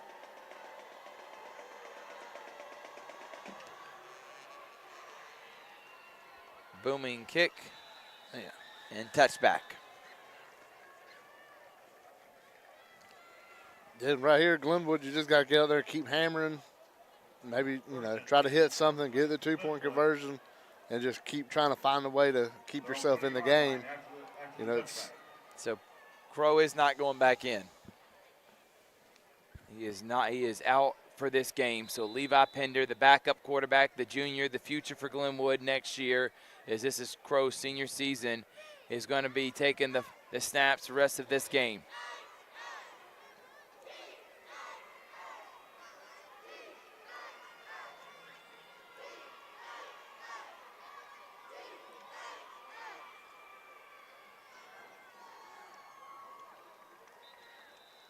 Judah gets 5. On the carry, tackle made by Lane Edens. Gain of 5 on the play brings up 2nd down and 5.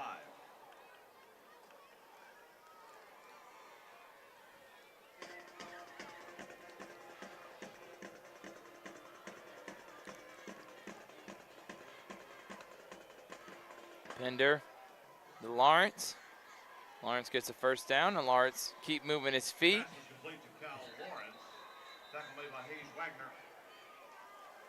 Good fight right there Yeah. on that outside. Just Move the football, keep competing. That's keep all you competing. can do. That's the biggest thing. Compete. Glenwood not rolling over.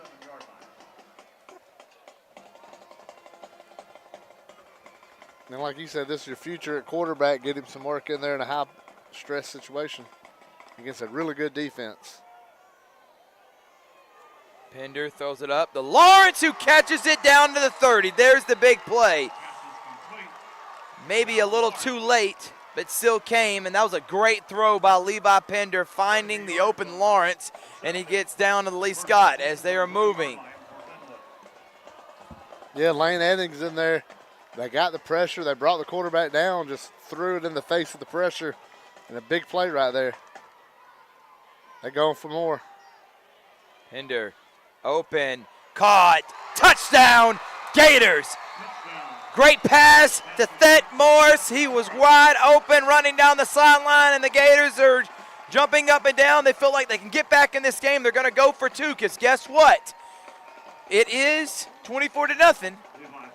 But if my calculations are right, you get 3 touchdowns with 3 two-point conversions. That's 24 points. That's 8 points each time. 8 times 3 is 24, so they're going to obviously go for 2. And I was wondering why the kicker was even out there, because definitely got to go for 2 on this. Habit forming. You got to look, play clock's only at 22. You got plenty of time. Set in there and make a play right here. Great job by Pender, standing in there and going back-to-back long plays to Lawrence and then Thet Morris for the touchdown.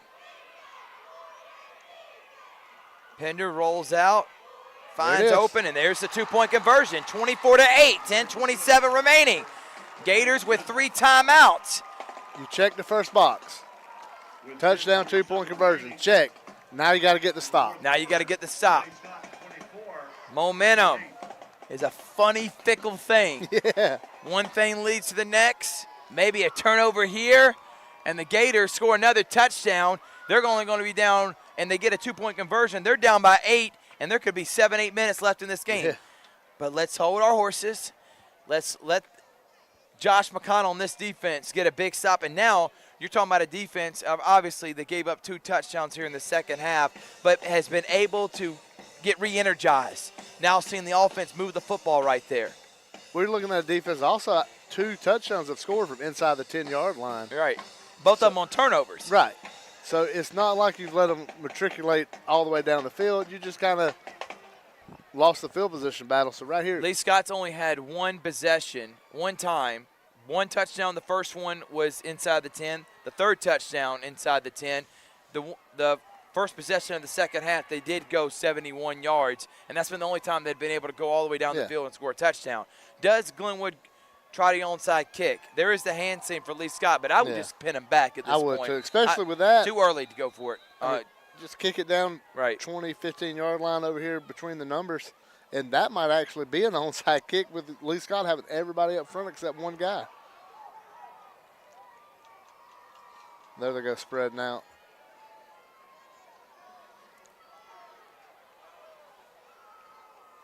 Try set to kick off. And booms it. Stout. And goes into the end zone. I'm right. If I'm Montroy right there, I wouldn't be trying to boom it in the end zone. I would have tried to get it a short kick, and then there's no blocking, obviously, and you can go tackle the guy. But, all right, they're going to set up at the 20. Glenwood defense desperately needs a turnover here. Obviously, a 3-and-out would be big, but a turnover would be even bigger.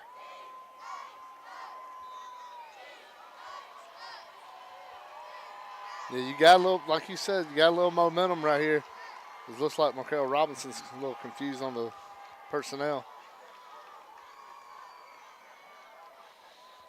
Got to get him down. And got to get him down, and Graham does before he picks up 4. Tackled by Lamont Burton, gain of 4 on the play, brings up 2nd down and 6 on the 24-yard line.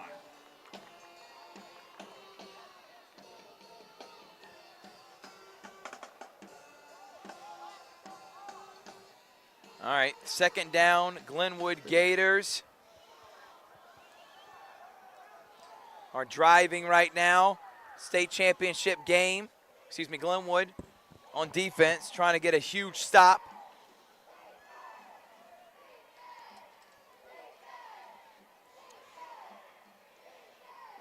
They are going to run it, and he's not going to be able to get anything. Tyler Kennedy on the carry.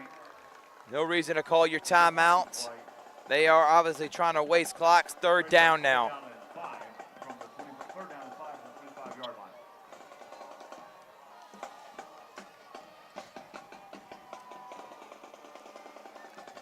You know, I was thinking that Texas high school game you see from the mid-'90s, team was down 41-23 and came back, took the lead, only to lose it inside the last minute. But you have seen big comebacks before, and, you know, it always happens in these playoff situations because you got good teams, and Glenwood knows their offensive skill set. So if they can get a stop right here, get that ball back, it'd be huge. 3rd down. White. There's Jake White, and Jake White is able to bounce it to the outside for 1st down. They had him there and not able to make the tackle. But he was knocked out of bounds, so we'll stop the clock. But 1st down. Jake White, that speed sweep has worked every single time. Blocking's been really good. Yeah, get him to the perimeter and him just cutting it up. We've seen that play. It seems all game long with Jake White having a phenomenal game.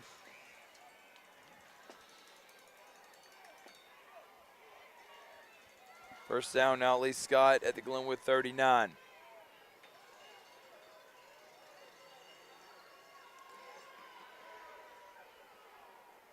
Handoff. Stop for maybe a half a yard. Gain of 1 on the play. 2nd down and 9.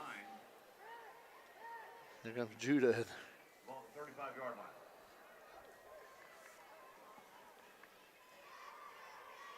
Carter Judah just came in the game to start running back. Came in on defense. Levi Pender, who's also a defender, obviously won't be playing defense now. He's the quarterback. Actually, no, I stand corrected. He is out there on defense. All hands on deck right now. Yeah, got to have the best players out there. Need to stop. Another speed sweep to Jake White. Nope. Quarterback, Pelzer Reeves is going to keep it and is going to get 2 yards, set up 3rd down and long. Again, Gators get a big stop here, can get the ball back, but the time is not on their side. They're going to need to be able to, they need to at least have 4 minutes left after they score that 2nd touchdown. Yeah. So they have enough time to be able to get a stop and get the ball back to try to tie this game. We saw last time in the same situation, they ran that little jet sweep play with White. You think they're going to try to do it again, or you think that he might pull it back and let the quarterback run it again up the middle, try to get the 7 yards. Here he goes in motion. And Little it's punch going to pass. be a punch pass that is going to be tackled, and it's going to be 4th down. Jake White on the shovel pass. And it's going to be 4th down and short.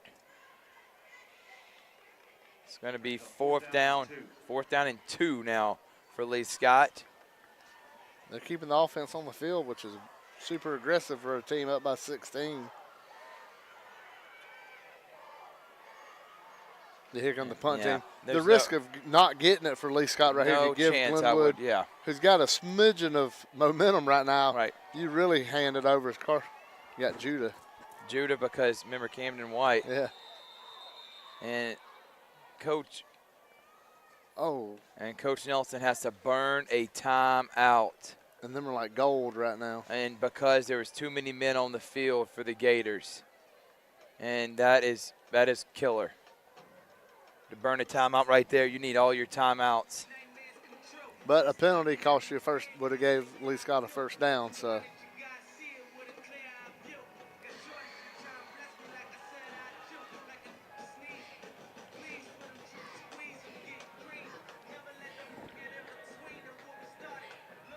Thank you again to the sponsors like Servpro and Kate's Culpepper, Servpro of Phoenix City. We appreciate your support. Wild Wing Cafe.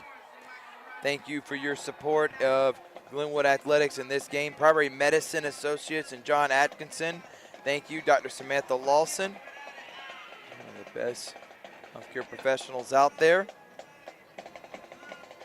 Sports Visions, PNB Broadcasting, Derek Moxley Concrete Services, the Glenwood Alumni Association, Bowden Realty, commercial, whatever type of realty you need, Bowden Realty and Margaret Moss going to take care of you. Carol Purdue and State Farm, Happy Hour Bar and Grill, and Mike and Ed's Barbecue, Zaxby's. Thank you again, everyone. Terry Johnson Agency for your support. 4th down for Lee-Scott. Glenwood coming after it, tried to get the block. They're yelling Peter, and that's going to go out at the 23. So Glenwood, who did a good job getting down the field quickly last time, they need something similar. All right, the less time they take in scoring this next touchdown, the better, and they still have to get the 2-point conversion to keep this a 2-possession game. Right now it is a 2-possession game. They're down by 16, but they got to get 2-point conversions each time. You just got to keep hammering. You saw that last time they got the ball down 24-0. We said they needed a touchdown and 2. Pender stretched the field, got it, just minimum plays, I think 3 plays maybe. Got the 2, you got the ball back. We checked the second box. Right. Touchdown, 2-point conversion, check. Got to stop. Defensive stop, check. Now let's try to get this box checked off and then really put some pressure on that Lee-Scott, who hadn't felt that pressure since the start of the game. Bad snap. There is a penalty. Snap infraction. I think it was just a bad snap. Yeah.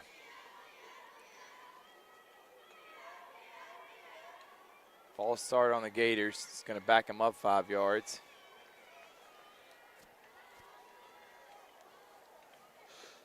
Five-yard penalty makes it 1st down and 15. Ball back at the 18-yard line.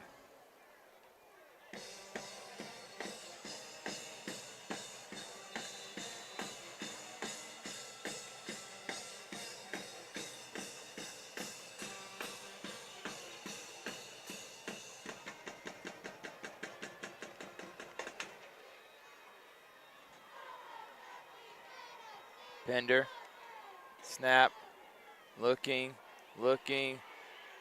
throwing to nobody. I don't know if he was trying to. Incomplete pass intended. Not quite the arm to make a far hash sideline type throw. Yeah, over an outstretched defender's arms. Yeah. That was going to be an incredible throw if he was able to complete that.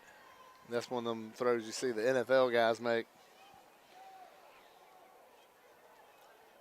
But trying. He knows the importance of not taking sack right here. Pender.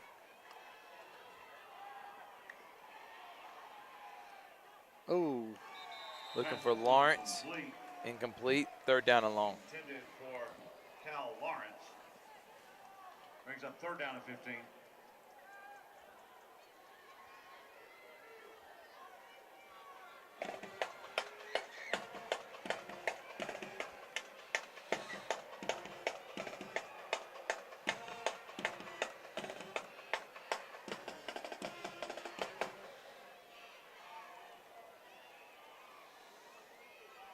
24-8 here, 6:51 remaining in this game.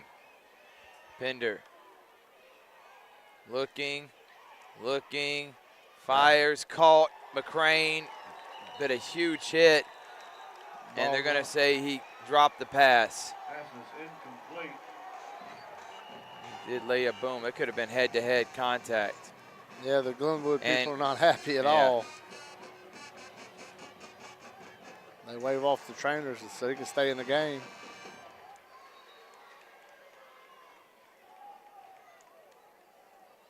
Now he's coming out. Took a good look. You could hear it up here.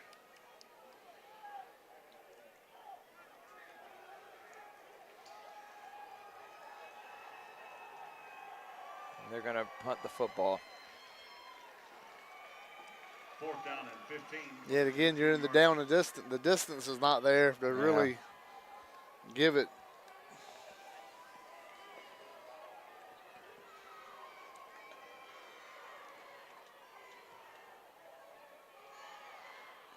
Fair catch.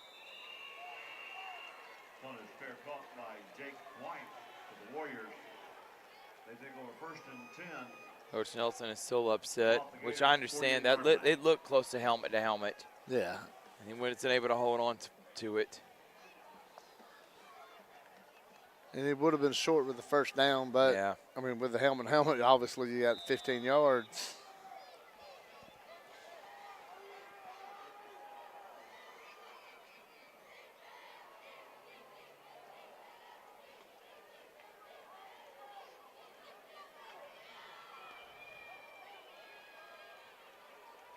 First down for Lee-Scott. Breaking tackles, still on his feet, and this is just an exhausted Glenwood defense. A lot of these guys are having to play both ways, and they're arm tackling now, which, I mean, they've had a great game, in my opinion. I think this defense has played really good. Yeah. Scoreboard don't reflect how well the Glenwood defense has played.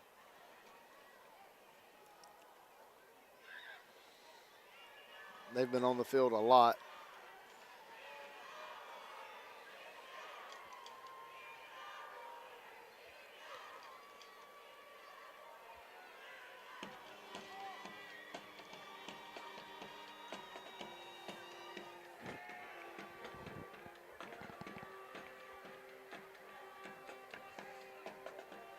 So coming up later on tomorrow, Georgia Alabama Sports Live will be live for high school game day. Myself and DJ Jones will be at Pacelli Brookstone, and then at 7:30 I will be calling on our Facebook page and YouTube channel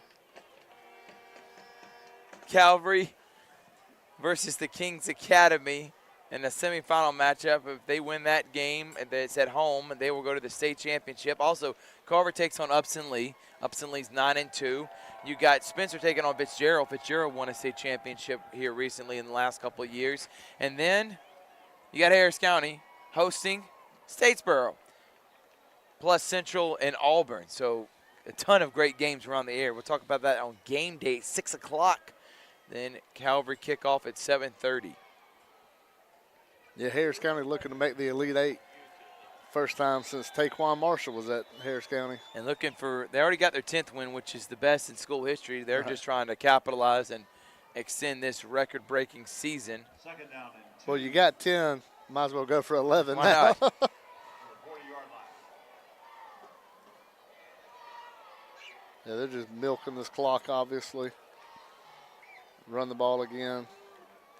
Really impressive Lee-Scott's physical power on this rushing attack. Just imposing their will from the get-go. Enough for the first down. And that's what's wore Glenwood down. It's not that they're getting the yards, is that they're getting them 3, 4 at a time and just wearing Glenwood down doing that. 1st and 10 from the 37-yard line.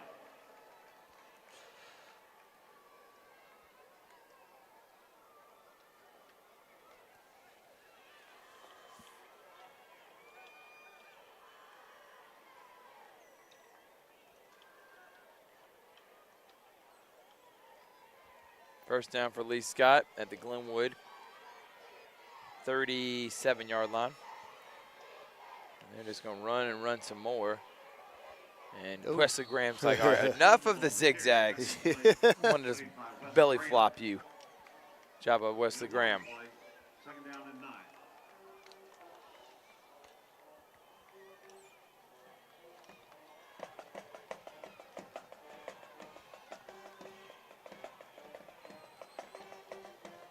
Again, we appreciate everyone that has been watching and supporting us. Make sure to like us on Facebook. Subscribe on YouTube. It's about to be basketball season.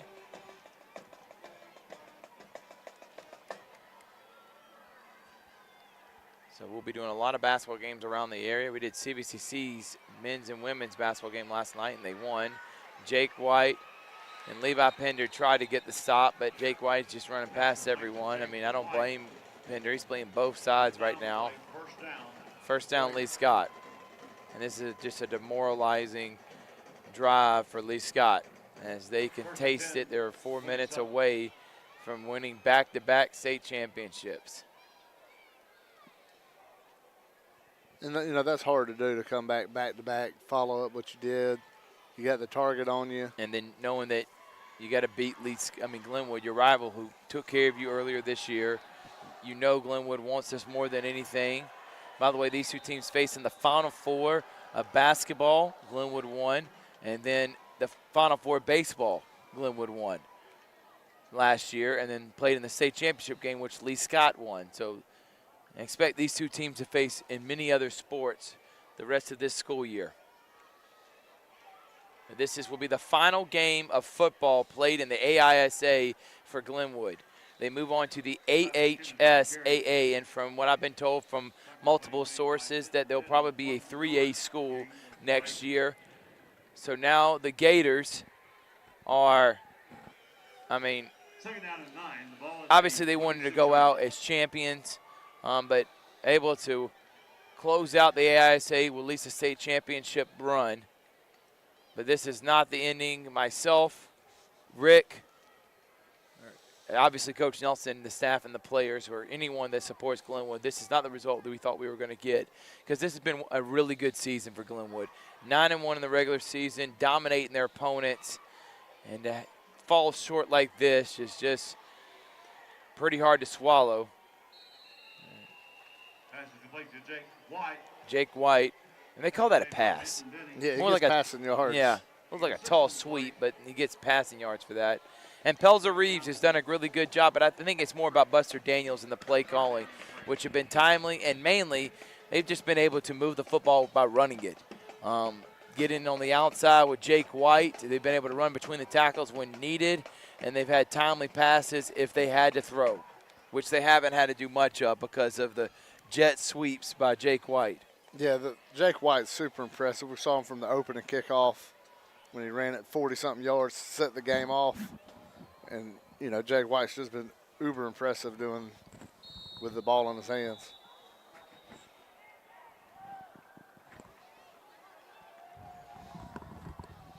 And really, you go back to that loss for Lee-Scott against Glenwood earlier in the season, and that kind of refocused that team and got them back on the championship's path. And you see what's, you know, gave that team a little bigger goal. Like I said, when you repeat, when you go back to back, it's hard to do because you've already ate. You've already got that full belly on the championship last year, so it's hard to keep that hunger going.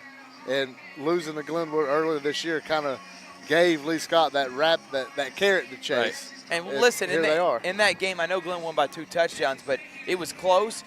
Lee-Scott actually got out to an early lead, and their defense is what came up because that was a shootout. Glenwood scored 40 points. Lee-Scott scored 30. It was 41-30 the final score. But seeing what I saw here tonight, they came in with a game plan on what to do to stop Glenwood's offense, and I think they also piggybacked off what they saw Chambers do against Glenwood in the game they faced and holding Glenwood to only 14 points.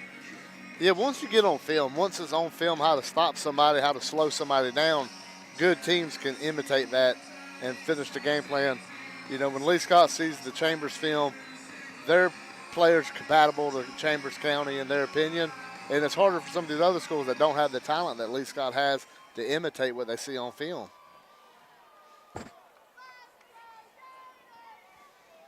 .236 remaining. Third down, and Jake White. Quit running out of bounds, Jake White. And he's going to stay in bounds, and they're going to run the clock. Jake White on the carry. And Glenwood's going to call a timeout. Fans, please be reminded only players, coaches, and cheerleaders may be on the game at the conclusion of today's game. Only fans, only players, coaches, and cheerleaders may be on the field.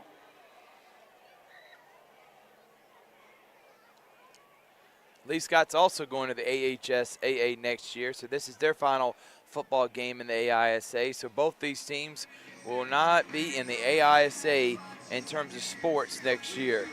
They're both making the move to the Public School Association. It'd be interesting to see where both these schools land as far as, you know, in the same division, in the same region, or however that works. Because it is a rivalry. So you'd like to be interested in seeing the rivalry continue even though they do move up.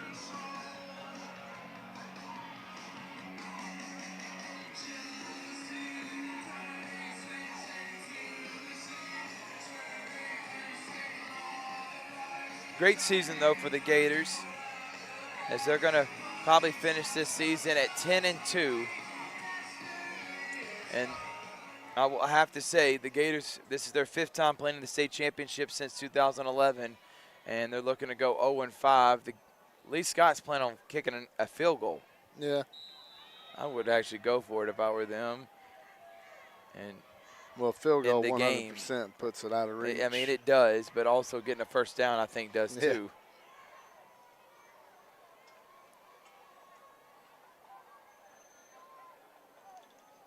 And field goal goes up. Field goal's no good. So Glenwood will get the ball at the Lee-Scott 20 with 2:21 remaining, down by 16. So they got to get a touchdown, and then they got to get an onside kick. So they're going to have a lot of things happen right here in these next 2.5 minutes for a miracle, which would be a miracle to happen for the Gators to come and at least tie the game. Can't win it, but they can tie it. That's with 2 touchdowns, 2-point conversions. Touchdown, 2-point conversion, onside kick, touchdown, 2-point conversion, and that's just a tie. Yeah. That's not to go home. That's just to get to a tie, which if you're Coach Nelson, that's what you're selling your team on. Right. Never say never. Never say never. Hey, let's try to push the ball downfield. Let's try to keep this game alive, give our fans, which really good turnout by the Glenwood. Snap. Pender is going to throw it. Complete. First down. And trying to see, I think that was to number 13, Thet Morris. He's had a really good second half. Caught the touchdown. And I will say, positive note, I mean, I hate that Camden White and the senior Dallas Crow either got injured or injected, didn't get to finish this game out, but the future for Levi Pender, he looks really good at quarterback, and he will be hopefully the starter next year for these Gators. He throws it out of bounds, and it's going to set up second down. I also don't see Mason McCrane out. Oh, he just ran out on the field. There he goes. Yeah. McCrane is also a junior. Judah is a sophomore. Griff Gardner. I'll pull that up real quick before I say something that is incorrect. And Griff Gardner is a senior, so he'll be gone. Camden White's a senior. Dallas Crow, Lamont Burton, all seniors. Samaj Williams, senior. Braden Gooden, senior. Denton Denny, senior. Eli Bankston, senior. Oh. And that goes right through the guy I just mentioned, Eli Bankston. Wesley Graham, senior. McKay Abrams, senior. Griffin Montroy, senior. All these guys have been players that have been crucial in keeping this Glenwood football program relevant. Will Johnson, another senior. Max Ross, senior. Wyatt Taylor, senior. So they're going to be replacing quite a few players next year. Third down and 10. Looking. Ooh. Takes off and run, has a man miss the tackle. And he's going to get stopped just short of the first down. Pender on the carry. Tackle play made by Sam Jackson. Gain of 9 on the play. First down. Get them going. Fourth down and 1. 4th and 1. 4th down. 1 to go. Could be the game. Caught by Griff Gardner, the senior. Complete to Griff Garner. You like to see it. They're competing. They're not quitting, giving up. But 1:21 remaining. Taking a lot of time off the clock, which they didn't have a lot of time anyway when they got this ball. It was under just a little over 2 minutes. Clock running, 1:18 remaining left. Down 16. Looking, and he's going to throw it up for Mason McCrane. He caught the ball. It's going to go in the end zone for a touchdown. And Mason McCrane, kind of like what we saw last time, able to make the big play with 1:06 remaining. 2-point conversion could make it an 8-point game. Obviously going to need the onside kick, but you still got 1 minute and 6 seconds remaining. Another great throw by Levi Pender, and just the big Mason McCrane, possession receiver, going up making a play. Yeah, give it where the big man has a chance. Throw it up high. Let him high point the ball. You saw the catch going into the end zone. Great job. Now you got the 2-point play. And, you know, anything with some kind of scrub or a little drag over the middle, we saw what they got last time. It just, you know, drag somebody down towards that corner, or maybe a scrub. Something. Let's just be honest, it's a screen. Right. But some kind of scrub play and get the quick 2-point play right here. Man in motion, it's Griff Gardner. And the ball is going to hit Gardner. It's obviously going to be on the Gators.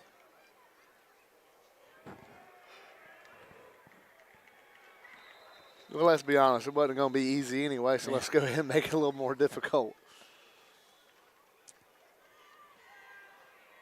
Great pass. Jake White is coming out of the game. He's had to play both ways for Lee-Scott.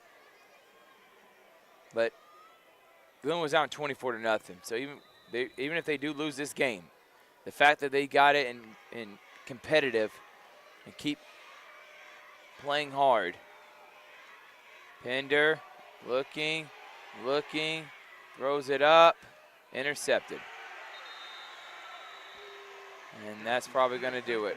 Yeah, the degree of difficulty on this too hard. Comeback is almost insurmountable now. Yeah, they have 3 touchdowns and 3 2-point conversions. Now they got to get an onside kick, touchdown, and then doesn't really matter what you do as you kick the extra point or not, because you're still going to have to either get a field goal because you're down by 10, so a touchdown and a field goal to tie it, or 2 touchdowns to win it with 1 minute 6 seconds remaining. Being a realist, you have to get 2 onside kicks and all that. It's hard enough to get 1. Right now, you could say we put Pender in there, high-stress situation against a really stout defense, and the dude led us downfield twice to get 2 scores in the 4th quarter. Really good passes. He made some really good throws. Both touchdown passes are where his guy could catch it right in their hands in the end zone. You know, under pressure on some of the throws. He stared a blitz down, got hit, and completed a long pass earlier in the quarter. So you can look at your young quarterback and say, hey, this is somebody that the other guys on the team is we could put our faith in this guy in spring workouts and summer workouts and know this is our dude next season. And with some good throws.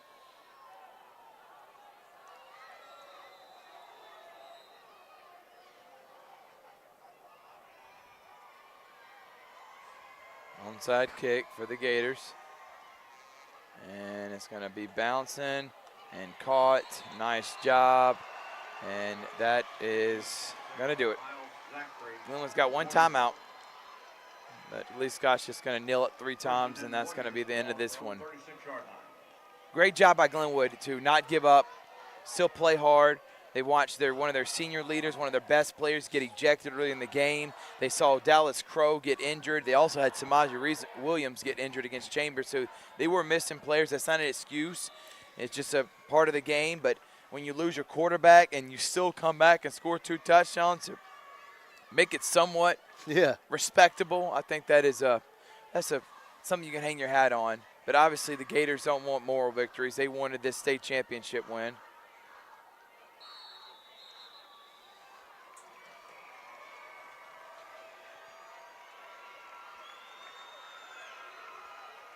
So the Gators will finish 10-2 in their final year in the AISA and finish runner-up in the state championship back-to-back years. They will lose to Lee-Scott, who will win back-to-back state championships. Buster Daniel and his Lee-Scott Warriors are going to finish 11-1 on the season. Good game by them. Great game plan, great coaching. And Glenwood just too many mistakes on offense to overcome.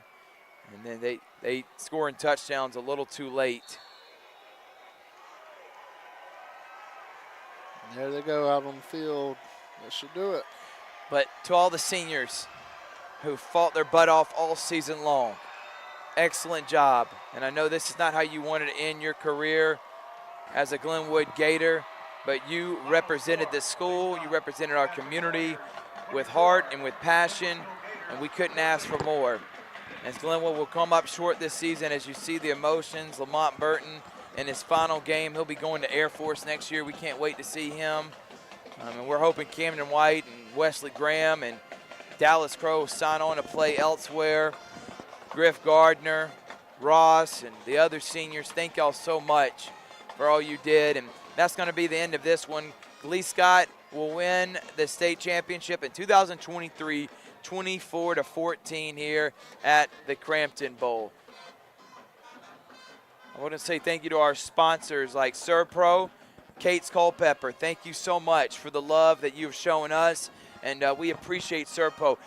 When you have something happen, like whatever type of restoration you need, there's only one place you need to call in the Phoenix City area. What's that? That's Serpro every time. Bowden Realty. Thank you to Bowden Realty and Margaret Moss. We appreciate them. One of the best realtors in the Phoenix City area. Actually, they represent all of the United States. They're one of the biggest realtors around. And Margaret Morris. Carol Purdue. Elizabeth Purdue, both her daughters actually graduated from Glenwood.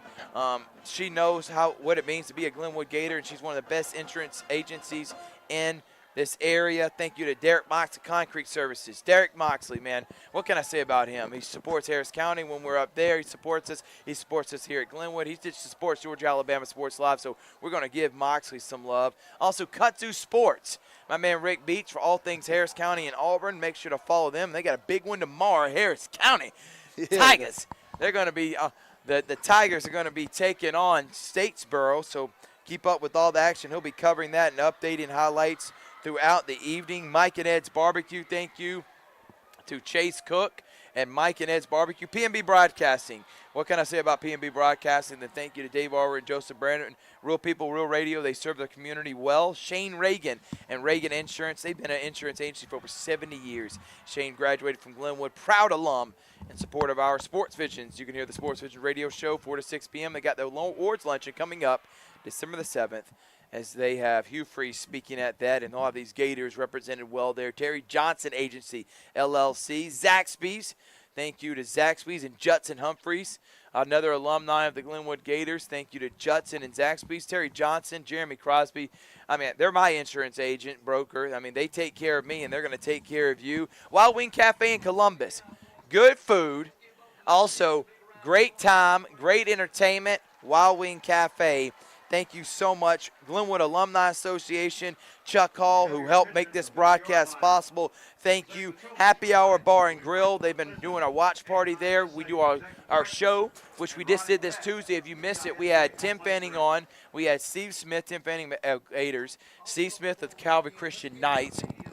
And we also had Tom Callahan, the River Dragons, Jonathan Hoppy, Tony Reese, WTVM. So thank you to them and all the sponsors. I also want to shout out, because if you wonder why this broadcast is professional as it is, it looks like ESPN. That's because of two guys, Toygar Isla and Christopher Gates. They're our producers. They're the guys behind the camera. They're the reason why, not my hot air blow-getting self, or even Rick Beach or Richard. We're just the talkers. The ones that make this happen are our producers. And so thank you to Chris Gate and Toygar for their constant support and being a part of our family. And we appreciate them. Again, thank you to all our sponsors. Thank you to Tim Fanning. Thank you to a wonderful season for Glenwood as it ends with a loss. But you know what? The Gators they made us proud, and they'll be moving on to the AHS AA next year in all sports. We'll be live tomorrow. High school game day, Brookstone Pacelli, that's a big one. And then you got Calvary taking on the Kings Academy. And then next week, we're doing the George Williams Thanksgiving Classic. 2 basketball games on Monday, girls. 2 basketball games on Tuesday. We'll say who's playing, and the games will be broadcasting those days. So we got a busy next couple of days, but we've had a lot of fun. We appreciate everyone that's tuned in. Share the video, subscribe to YouTube, like us on Facebook. From Rick Beach, Torgura Isla, Christopher Gates, I am Thrift Barringer saying thank you so much, and we hope you enjoy the rest of your evening as the Glenwood Gators finish runner-up in the AISA, their final season in football here in all sports, but football first. Be safe, and as Wes Hargroves likes to say, stay classy.